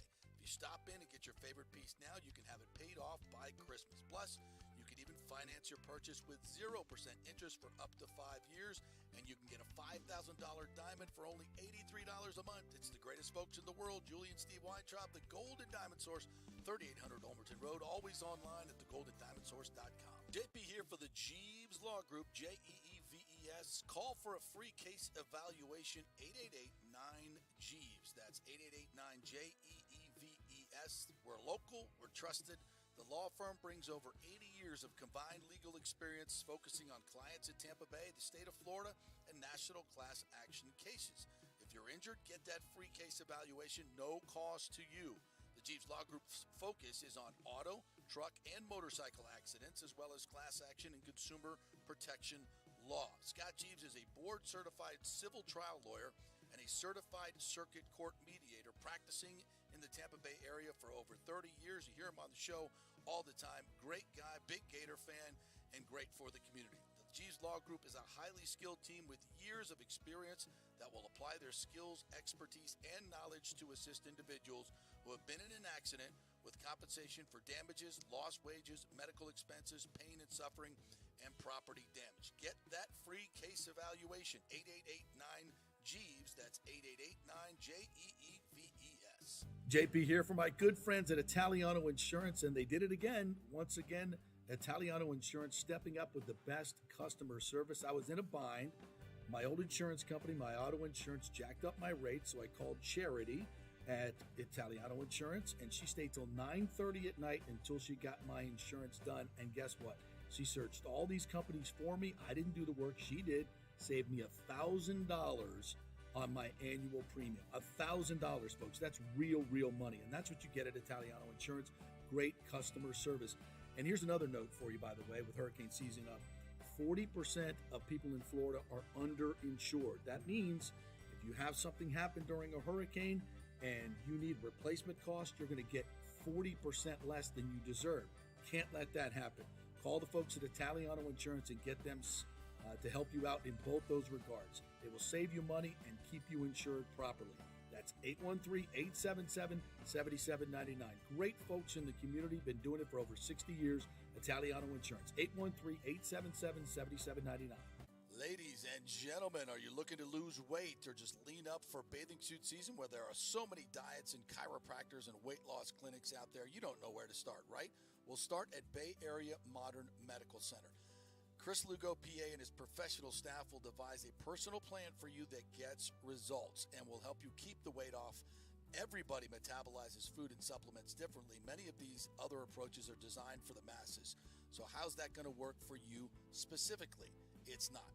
Chris will spend one-on-one time with you to find out what works best for you so the weight comes off safely without the use of harmful drugs and side effects. Call 844-977-3477 or go to BAMMC.com. Tell them JP sent you for priority scheduling. 844-977-3477 or BAMMC.com. Pure sports. JP is back on. Welcome back. FanStream Sports.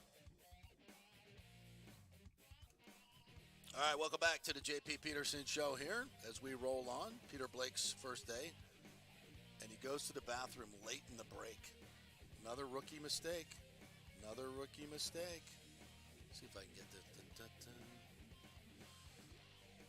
now I got to get the right banner. See, now I'm screwing everything up. All right, let's get it right back here. There we go. And then we'll embarrass Peter when he comes back. We got it on the 2-shot, so he doesn't know this. So we got 3-4 spots. As soon as the break happens, then you go to the bathroom. You don't wait till the third spot happens. It's a rookie mistake. It happens. It's okay. Welcome back. We're brought to you by the great folks at Italiano Insurance, who saved me $1,000 on my auto insurance last time. So give them a call at 813-877-7799. Watch him come back. See? I already busted you, bro. That's all right. I already busted you. Told him you were the rookie mistake. You go after two spots have already played. Such a rookie mistake. I should have known better than that. I thought I had a little bit extra time there, and I didn't. See, so it's just growing pains. Yes, this is how we do it. Definitely. And welcome back, though. Good to have Thank you you. back. I appreciate that. Yeah. Right. There you go. Yeah. So as I mentioned, this is our FSU report. We're brought to you by the great folks at Italiano Insurance, 813-877-7799. So FSU had a big scrimmage this Sunday, and Coach Mike Norvell met the media afterwards, and this team is absolutely loaded offensively. And good to note that all three of their big stars on offense, receivers, Jaheim Bell, who came over from South Carolina, big tight end, he had a touchdown. Keon Coleman, who came over from Michigan State, was one of the leading receivers in the Big Ten. He had a touchdown. Big Johnny Wilson, 6'7" Johnny Wilson, he had a touchdown from Jordan Travis. And this is good news. Keep them all involved because there's not There's not enough balls to go around for this team. There's too many great weapons on offense. When you throw in Trey Benson, our man Teofili from Largo, who's going to be the primary punt returner and kick returner. Also, get hopefully 4 to 5 touches out of the backfield per game. So many great weapons on his team. Really, really deep. The offensive line that has 8 or 9 starters that could all play. Mm-hmm. So, and defensively, Tatum Bethune had a big weekend. Grady Vance had an interception, and Jared Verse, the guy who should have been top 10 pick in the draft, who came back to FSU off the edge, impacted the game as well. So they got number 5 LSU in Orlando. I'll be at that game covering it for you. Man, I cannot wait to see this football team play. Well, I'll tell you right now, there's a lot of expectations coming in for Jordan Travis and all these returning players. Jared Verse, of course, Johnny Wilson, even the running game. So it's encouraging to see. It's great to see Florida State. Are they finally back? I mean, you have to beat LSU, of course, and that's a tough test. We did that last year. Right, you did it last year. You got to do it again. But you got to do it on a neutral site, which is well, last year we played in the Superdome, which wasn't very neutral. Actually, there were a lot of FSU fans there. I'd probably say it was 65-35 LSU. Yeah. So hopefully it'll be different this year, 65-35 FSU in Orlando. I'd much rather have this game in Doak Campbell Stadium, but we've played a lot in Camping World. We played Oklahoma at the end of the year in Camping World Stadium. Yep. We played a kickoff game there a few years ago, so it's not unfamiliar territory to Florida State. But this LSU team is really, really good, and they're Brian Kelly in his second year. They're talented, and people picking them over Alabama. So if FSU can get this win, it sets up their whole season. I thought FSU dominated the lines of scrimmage last year on both sides of the ball, and I think LSU is a little better up front this year, but so is FSU. So I think it's going to be a great game, and it's just going to come down to which team makes the fewer mistakes and which team makes the bigger plays. A missed tackle here, a missed tackle there could be the difference between winning and losing. Special teams. A kick here, a kick there. Yeah. I mean, that came in big last year, and FSU, of course, blocked the extra point there to win the game. But never should have come down to that. No, it shouldn't have. Never should have come down to that. No, it shouldn't have. And I tell you right now, Jordan Travis, with all the Heisman hype, do you think he can take that next step? Because you could see what he could do. You have dual threat quarterback, can make all the throws. Can he stay healthy? Can he make the great decisions? Healthy, that's the key. That's the key. Yeah. Right. He can do all that, and I think Alex Atkins, our offense coordinator, said, what he's really doing a good job is letting the game come to him, not forcing. Like, he used to have to force everything because the offensive line was so awful. He had to, make these unbelievable plays. So he still has that ability when things break down to do that, but now he's using that ability to stay in the pocket, distribute the ball to the great playmakers he has, and take what the defense gives him. Before, if you get one or two weapons on offense, right? You got to find ways to get them the ball. But everybody knows where it's going, right? Sure. So now, as a defense, you got to defend the entire field and all 5 eligible players. And every one of them, once they get their hands on it, can take it to the house. Mm-hmm. So if they're doubling Johnny Wilson or doubling Keon Coleman or doubling this, if they're playing run or they're playing whatever they're playing, and every defense has a strength and a weakness. Sure. You attack that weakness. You take what the defense gives you, put that ball in the hands of a playmaker. You're going to consistently make yards and score points, and that's where everybody's offense wants to be. That's the ultimate, where you're dictating. Where the defense is actually telling you where the ball is going, right? And you're attacking their weakness at every moment with strength. Mm-hmm. That's the key. That's the key to football. And FSU is in the position to do that now because they have a competent offensive line, and they've got weapons at every level, and a quarterback who's really good in the pocket and outside the pocket, and poised and knows how to win games. So, and Johnny Wilson, I mean, on the outside, 6'5", 6'6", you can't guard that. And he's got speed too. So it's just like they've got multiple weapons offensively. Defensively, is that the question mark for you? Jared Verse coming back, but what else do they have there? Can that defense compete with an SEC offense like LSU and let's put it out there, ACC and Clemson, right? They gave up too many points against Oklahoma, and Oklahoma ran the ball at will. That's going to be they've got to show me that they can stop the run consistently. Right. With their linebackers, which is I think is their inside linebackers, their weakest segment. The defensive line, though, is definitely improved. They're deeper. Hopefully they can get Darrell Jackson back off that stupid NCAA decision. That'll make him even more stout up front.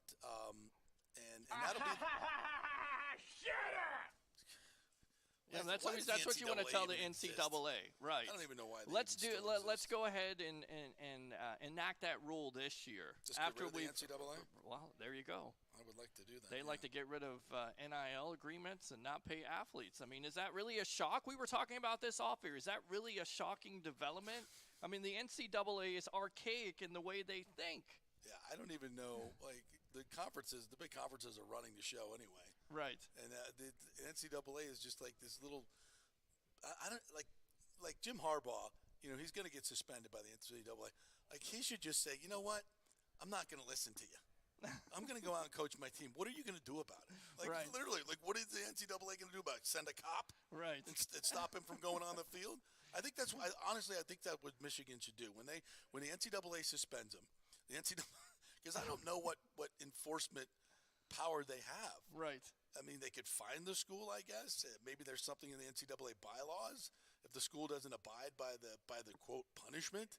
I mean, that would be funny if Harbaugh goes, "Yeah, you're suspended by the NCAA," and he goes, "Yeah, so what?"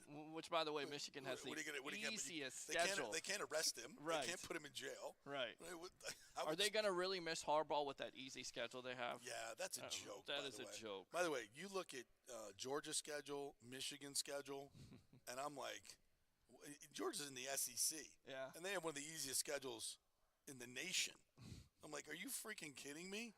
Georgia's third team could go 12-0 this year. Probably. So yeah, that's a problem. And their non-conference games are absolutely a joke. Yeah. So yeah. All right, we'll take a quick break, and Peter will go to the bathroom in the first break instead of the second break.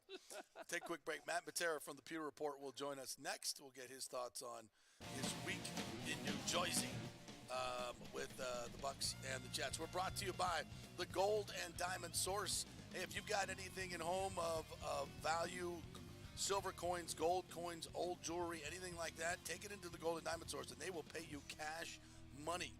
3800 Almerton Road in Clearwater. Go on over there, say hi, tell them JP sent you. Bring all your stuff over, and they'll give you money for it.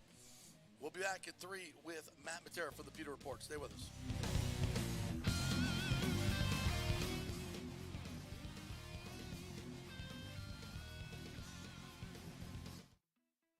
Are you experiencing those feelings of getting older, lower sex drive, fatigue, hot flashes, moodiness, or you just don't feel like you had the vitality you once had? It's a chronic problem here in the United States. You're not just getting old, it's likely low testosterone. Studies over the last 20 years show a shocking decline in younger males aged 16 to 39. Older men have seen a sharp decline as well, so do something about it. Go see my friend Christopher Lugo at Bay Area Modern Medicine. Look, testosterone replacement is not a frivolous treatment. It takes a professional, targeted approach that focuses on total body wellness, vitality, and emotional stability, not a one-size-fits-all approach like many clinics use. They will monitor your blood work and adjust your treatment as needed for optimal results. Folks, I've been on testosterone therapy for over 6 years, and it is a life changer. You will feel and look better than you did 10 years ago. Give them a call at 844-977-3477 or go to BAMMC.com. Tell them JP sent you for priority scheduling. That's 844-977-3477 or BAMMC.com. Hey, JP here for Extravaganza Productions Incorporated, EPI. You've probably seen their purple logo at so many events that you've gone to. They are based in Tampa. And for over 33 years, they've been creating and producing conferences, meetings, and special events, the biggest to the smallest. Solid reputation of delivering the best audio-visual, sound, lighting, entertainment, video production, and decor on time and on budget. I've worked with them with so many big events. The Warrior Games, which was an Olympic-style event all over Tampa Bay, from McDill to the Convention Center to USF. They did it flawlessly, made it look big and fantastic. I've worked with them on small events as well. Large and small meetings and conferences, sporting events, fundraisers. If you got a fundraiser, you don't know the logistical way to pull it off, they'll take care of everything. Entertainment events, branding events, grand openings, so much more. The folks at Extravaganza Productions are the most professional and the best. I've worked with them many times. They are fantastic.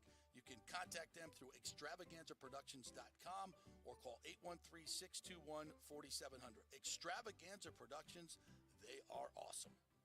During COVID, over 1.7 million people were added to the Florida Medicaid rolls, but as of April 1st, 2023, most of these people may not be eligible for the Medicaid coverage and will lose their health plan. If you have been notified you are losing your coverage, don't freak out. It's very likely you can apply for a federal subsidy under the Affordable Care Act. Just call 877-652-0244. Our representatives will walk you through the whole process, get some basic information on your income, number of kids, and then they'll find a plan that best fits your needs. In fact, with the new laws, 90% of Americans qualify for reduced or free health care. You can select great plans like Florida Blue, that's my carrier, love them, paying $800 left after making the call. 877-652-0244. Our highly trained professionals know all the intricacies of the new laws. They will do all the work. You save tons of money. So if you're being dropped from Medicaid, fear not. Call 877-652-0244. Get real health insurance, free doctor visits, free blood work, no deductibles. 877-652-0244. Pure sports. JP is back on. Welcome back. FanStream Sports. All right, welcome back to the JP Peterson Show, brought to you by the great folks at American Mortgage Services. Scott Fitzgerald, Clayton Heitler over there, good folks. If you're looking for a refi or looking for a new home, they will definitely get the lowest bank fees and all those fees that, the big banks throw on, all the extra stuff. You need to do all that. They don't do that in American Mortgage Services, folks. If you got to deal with another mortgage company, send them their closing sheet. They will beat it. They'll take off all those silly fees and give you all kinds of extras as well. They'll get you the lowest rates because they're working with all the different banks, not just one mortgage company. So why go to one when you can shop it around to a bunch who will compete for your loan? That's the way to do it. And then American Mortgage Services does it better than anybody. Scott Fitzgerald's done 3 of my loans. He always gets me the best rate, and he also helps me out with my personal finances. He'll be able to look at your credit card statements and say, okay, let's refi here. You can do this at 6% instead of paying 30% on your credit cards and save you a lot of money. So he'll do that for you for free. So do a consultation with him. Email him, scott@amstampa.com. That's scott@amstampa.com. Great folks over there. And tell him JP sent you. All right, we're waiting for Matt Matera to magically show up in the bottom of our screen on our stream link, and when he does, we will bring him to you. Let's go back to we haven't played the Kevin Cash yet. No, we've not. So we want to go to that. Let's go to that really quick. Let's go to Kevin Cash and hear what he had to say following the doubleheader split, but series win against the Anaheim Angels. Happened in that game, but a nice bounce-back performance. Great pitching by Zach Eflin, an explosive offense. How would you chalk this one up? Big win, good win, nice road trip. We've done some good things over the last 4 or 5 series now. Really finding a way to win that final game feels good, and the tone was set by Zach, like you said. Figured he was probably going to bounce back a little bit. He had really good execution with his pitches, throwing it where he wanted to, kind of dotting wherever he needed to. Got some soft contact and then took the offense a little bit. Sandoval's a good pitcher.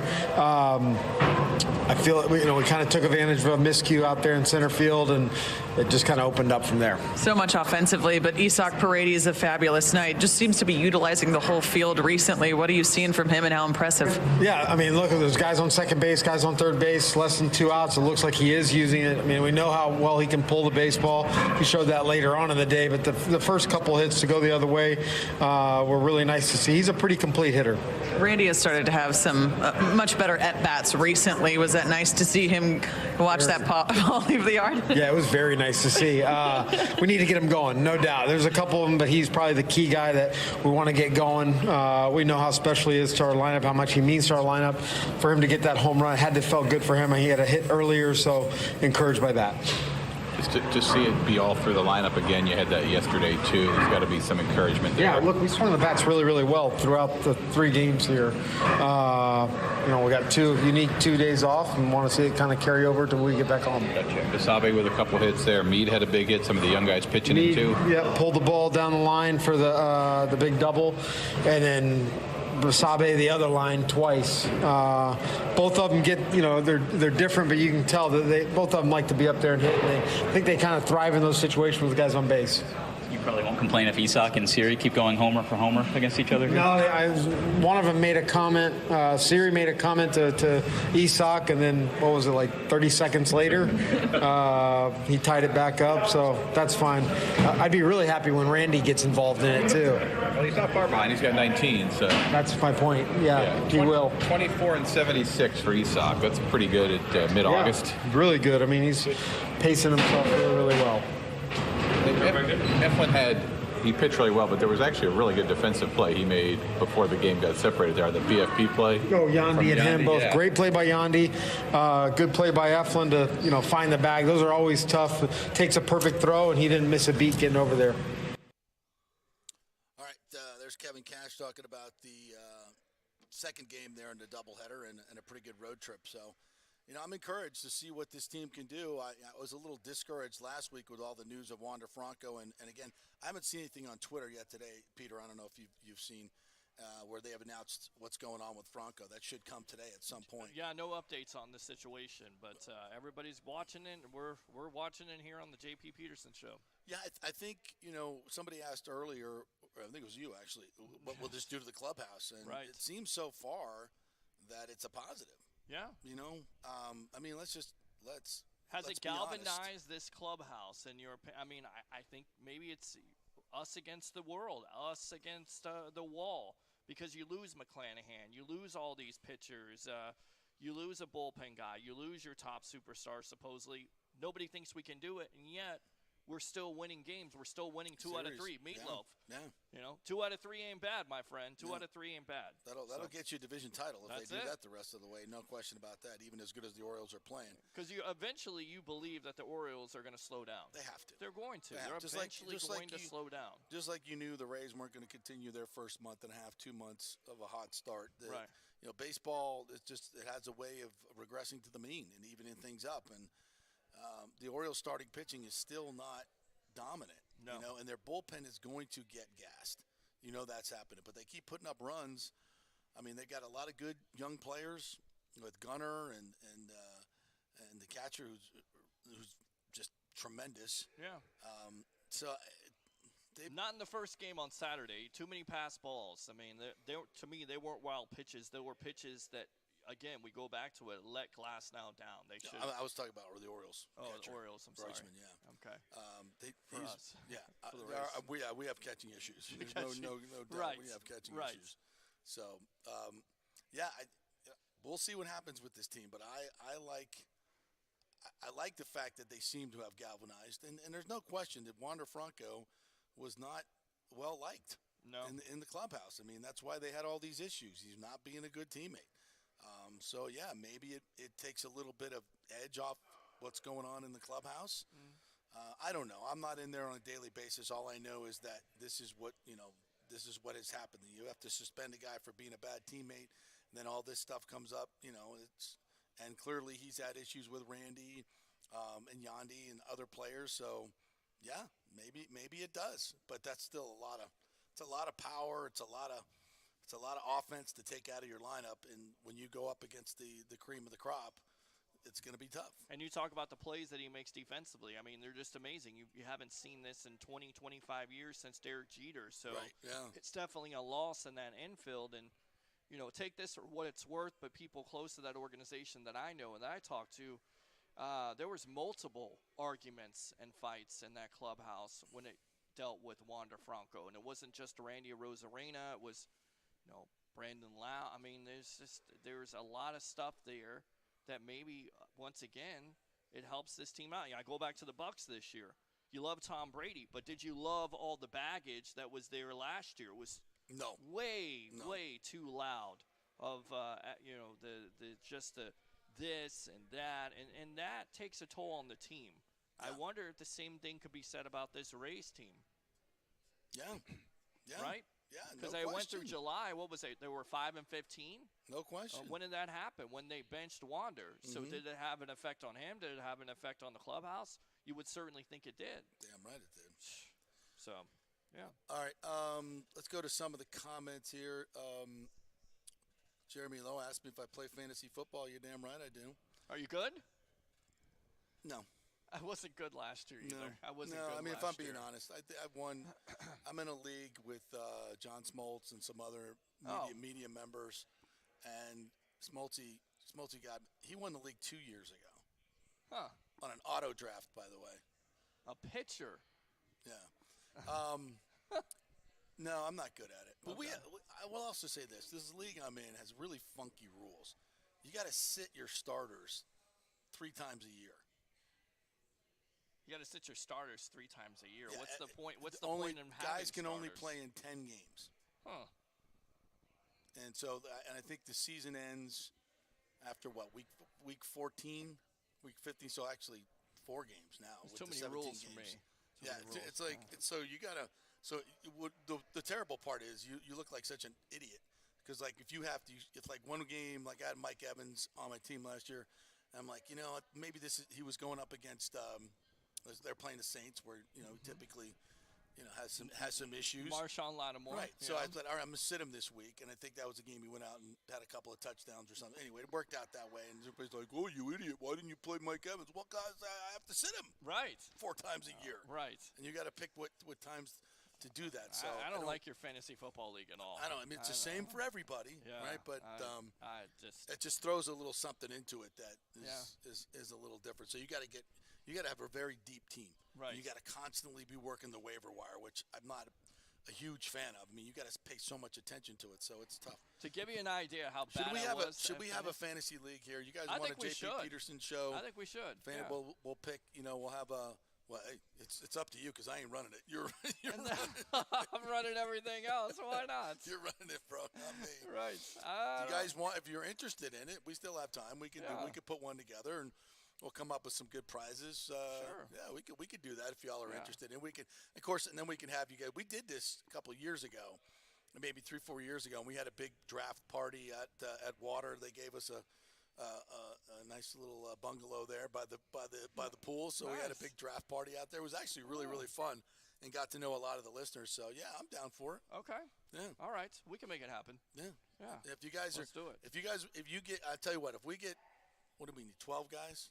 You want to do a 12-team league? Yeah, I'd say you about and me 12. makes 14? Yeah. Well, you could do a 12-team league? Yeah, 12-team league. All right, 12-team league. So the first 10 of you that sign up in the comments that are interested, we'll make our decision based on that. Okay. Sounds good. Give me a reason why we should pick you.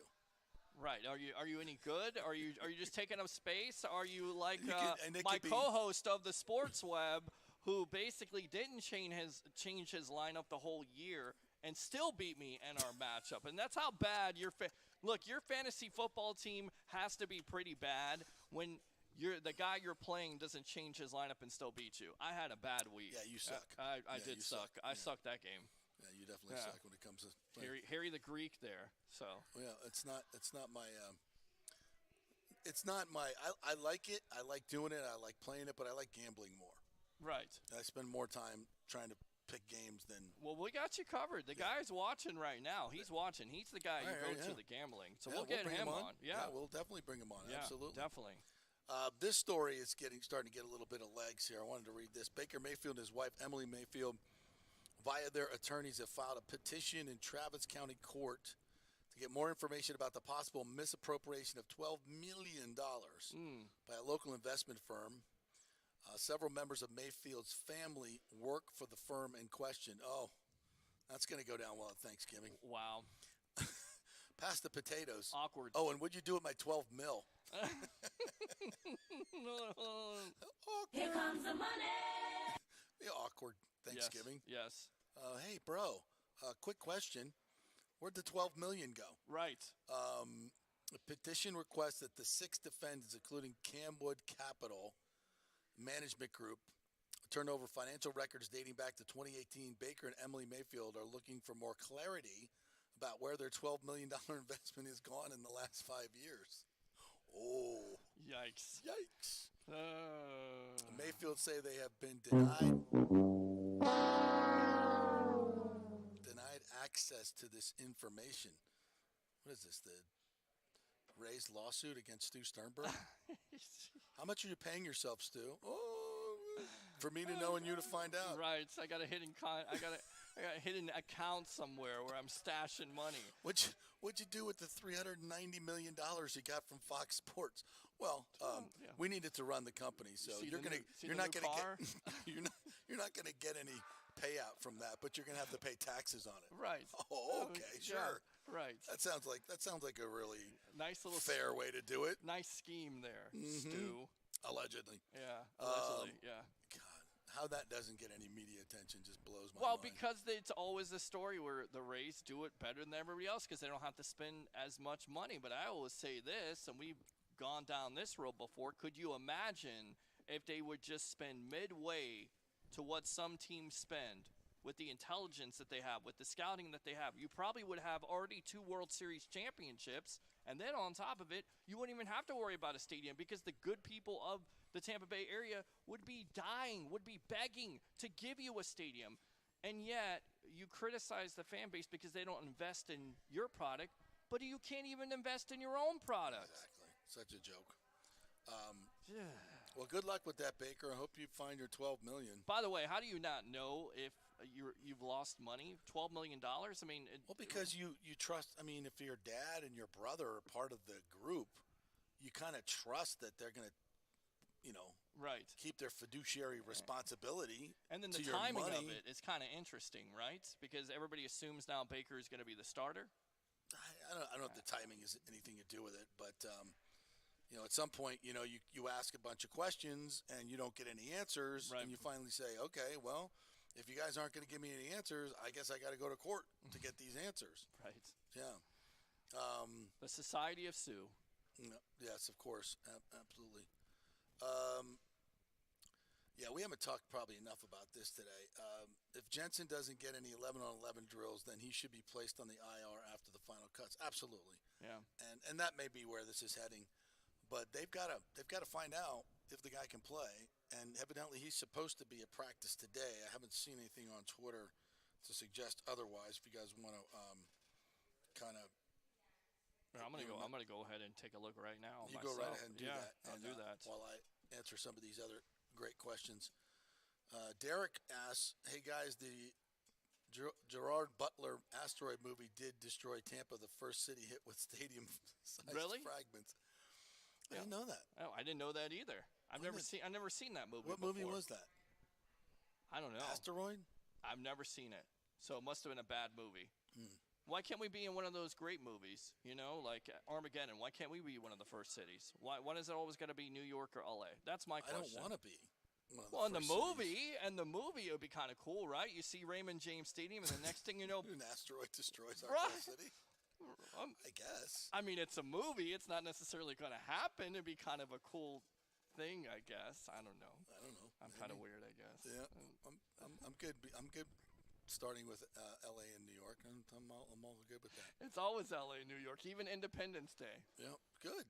In the White House, the first thing is L.A. and then the second one is the White House. Spain, by the way, won the World Cup that we were supposed to win. In case you've not been paying attention. And I guess their coach was kept out of all the celebrations. This is the thing that soccer does. Soccer does weird crap. They do weird stuff. And they're always doing. They got everybody hates everybody and backstabbing. The coach was under fire for lack of professionalism by the players. Jorge Vilda was booed at the Women's World Cup as his team wins it. Even amidst the celebrations at Stadium Australia, Spain's first ever Women's World Cup victory, signs of the ongoing protest against Royal Spanish Football Federation head coach Jorge Vilda were visible to all to see. Spain's players initially celebrated their triumph by themselves while the coaching staff was on the other side of the pitch. Only there. And the girl that scored the game winner, forget what was her name. Anyway. And really quick, we got a confirmation on the movie. It's Greenland. I've never seen that. No, I feel like Greenland. Yeah, I feel like I got to see it now. No, I'm good. You're good with that? No, I'm good. You don't want to see Tampa blow? No, I'm good. Doesn't sound like a movie I'm heavily invested into. Yeah, the girl that scored the only goal of the tournament or the championship game, her father passed away. like during the game. And she didn't Wow. find out until after the game, thank God. Wow. Jeez. Talk about a bittersweet moment. Yeah. Oof. No good. To lose a parent and then athletic competition where you basically have to be so focused and then you have that. Yeah. And you talk about Devin White, right? He loses his father before Right. the game, has one of his best games of the season versus Seattle. I just can't imagine. I've lost a parent before. It was tough. Yeah. He inspired me to do what we're doing right now. And I just can't imagine, knowing that or finding out about that after one of your greatest athletic achievements. I can't fathom it. Man, what a tough way to just have your greatest moment triumph in your professional career. Yeah. And then the worst moment in your personal life. That's terrible. But also, I think it's a moment to point out that the United States women's national team, what a complete abject failure this World Cup was for many, many reasons. And just another example of what happens when you bring politics into sports and teams get divided. A team like the United States should never, ever not be able to make the quarterfinals in the Women's World Cup. I mean, it's one thing to not win it. I heard, Colin Cowherd's take on it, which is so freaking stupid. I can't even believe that a major talent could utter such absolute insanity about how, the world's catching up to the United States and everything and basketball and blah, blah, blah, blah, blah. I'm like, dude, this is women's soccer. We've dominated women's soccer forever. You don't suddenly in 1 year go from the best team having won almost everything or finishing second, never worse than second or third, to suddenly not even making the quarterfinals. And that's not called the world is catching up. That's called abject failure because your entire team was disrupted by one or two players who wanted to put themselves above the team. And for some reason, they wanted to continue to have those players on the team. It was so dysfunctional and awful, and you get what you get. So hopefully Megan Rapinoe can go off into retirement and take a knee wherever she was definitely so a hindrance to that team, that's for sure. Very controversial, and then on top of it, shouldn't have been playing at that point. They should have been playing younger players. And then with the Colin Cowherd stuff, don't you want to see Baker Mayfield do well with the Bucs so you could say, stick I told it right you. in his Right, ear. Yeah. stick it right in his ear. Yeah. Because, and he was coming out a couple weeks ago saying that Baker should retire because he can't beat out Trask. Come on, man. Like low-hanging fruit. He still has something against him. He still bangs on Tampa Oh. and then talks about, I was there 25 years ago. It's a sleepy town, and it's always this. The team is dysfunctional. I'm like, dude, what are you talking about? You haven't been here in 25, 30 years. We've grown a little. We've changed a little. Things happen in 25 years, Colin. So I think if you have an old perception of this town and the way things work in this organization, maybe you should update it a little bit. Maybe just a little bit of an update. He's like a director of a Hollywood movie. It's all about L.A., L.A., It's L.A. a complete sellout. Yeah. A complete freaking sellout. Yeah. Can't watch that shit anymore. I used to be a huge fan. Huge fan. Yeah. But yeah. The Ryder Cup has its first 6 members who have now qualified for the Ryder Cup United States team. No shock here. Scotty Scheffler, Wyndham Clark was never played in the Ryder Cup. Brian Harmon's never played in the Ryder Cup. Scheffler's 2-0-1 in his Ryder Cup record. Patrick Cantlay, 3-0-1 in his Ryder Cup career, is in as the 4th automatic. Max Homa has never played in a Ryder Cup. He is in as the 5th on points, and Xander Schauffele, who's 3-1 in the Ryder Cup, gets the 6th spot. So now Zach Johnson, the captain of the Ryder Cup team, will make his 6 alternate picks. Who will they be? I think Brooks Koepka. Well, Schauffele sort of. As member of Live Golf, Koepka only had 4 opportunities to garner points towards qualification this season and has dropped in the rankings since the Wanamaker Trophy was his at Oak Hill. So Koepka, number 7 in the standings, is thought to be a sure pick as Ryder Cup stalwart Jordan Spieth and resurgent Ricky Fowler. So it's going to be interesting. You a big fan of the Ryder Cup? Somewhat, not really. Yeah. Huge fan of the Ryder Cup. Yeah, why is that? I just love it. I love the international competition. I think that's probably why I would watch it more, is because of that international competition. It's always that pride, right? Yeah. USA, USA, USA. America's the best. Yeah, not so much anymore. That just, that's always part of it. Isn't it weird, too? We've gotten to a place now where sometimes it's hard to root for your own country in certain situations. I know. It shouldn't be that way, but it's just, if you're being honest, it is. Now, the Ryder Cup, I won't have that problem at all. No. The guys that are on this Ryder Cup team won't be taking a knee or doing any of those silly shenanigans. No political statements. No, I don't. I doubt that will happen. Yes. So, and the international team has just had our number for the most part for the last 20 years now. So we've somewhat become the underdogs in this Ryder Cup. So I kind of like that whole deal as well. So it'll be fun. I think it'll have a little bit more weight this year. Obviously, with what's happened with Live Golf and everything else. So that'll be fun. Absolutely. It'll be fun. All right, I think we've come to the end of today's show, my friend. Good job. Thank you. Appreciate we had a couple of issues with you going to the bathroom late and not getting your hall pass. And some audio issues, which we will try and iron out here. So we'll do that for tomorrow. Thanks, you guys, for joining us. We'll catch up with Matt Matera tomorrow, and we'll have some other surprises for you as well. Have a great day, everybody. We'll talk to you tomorrow.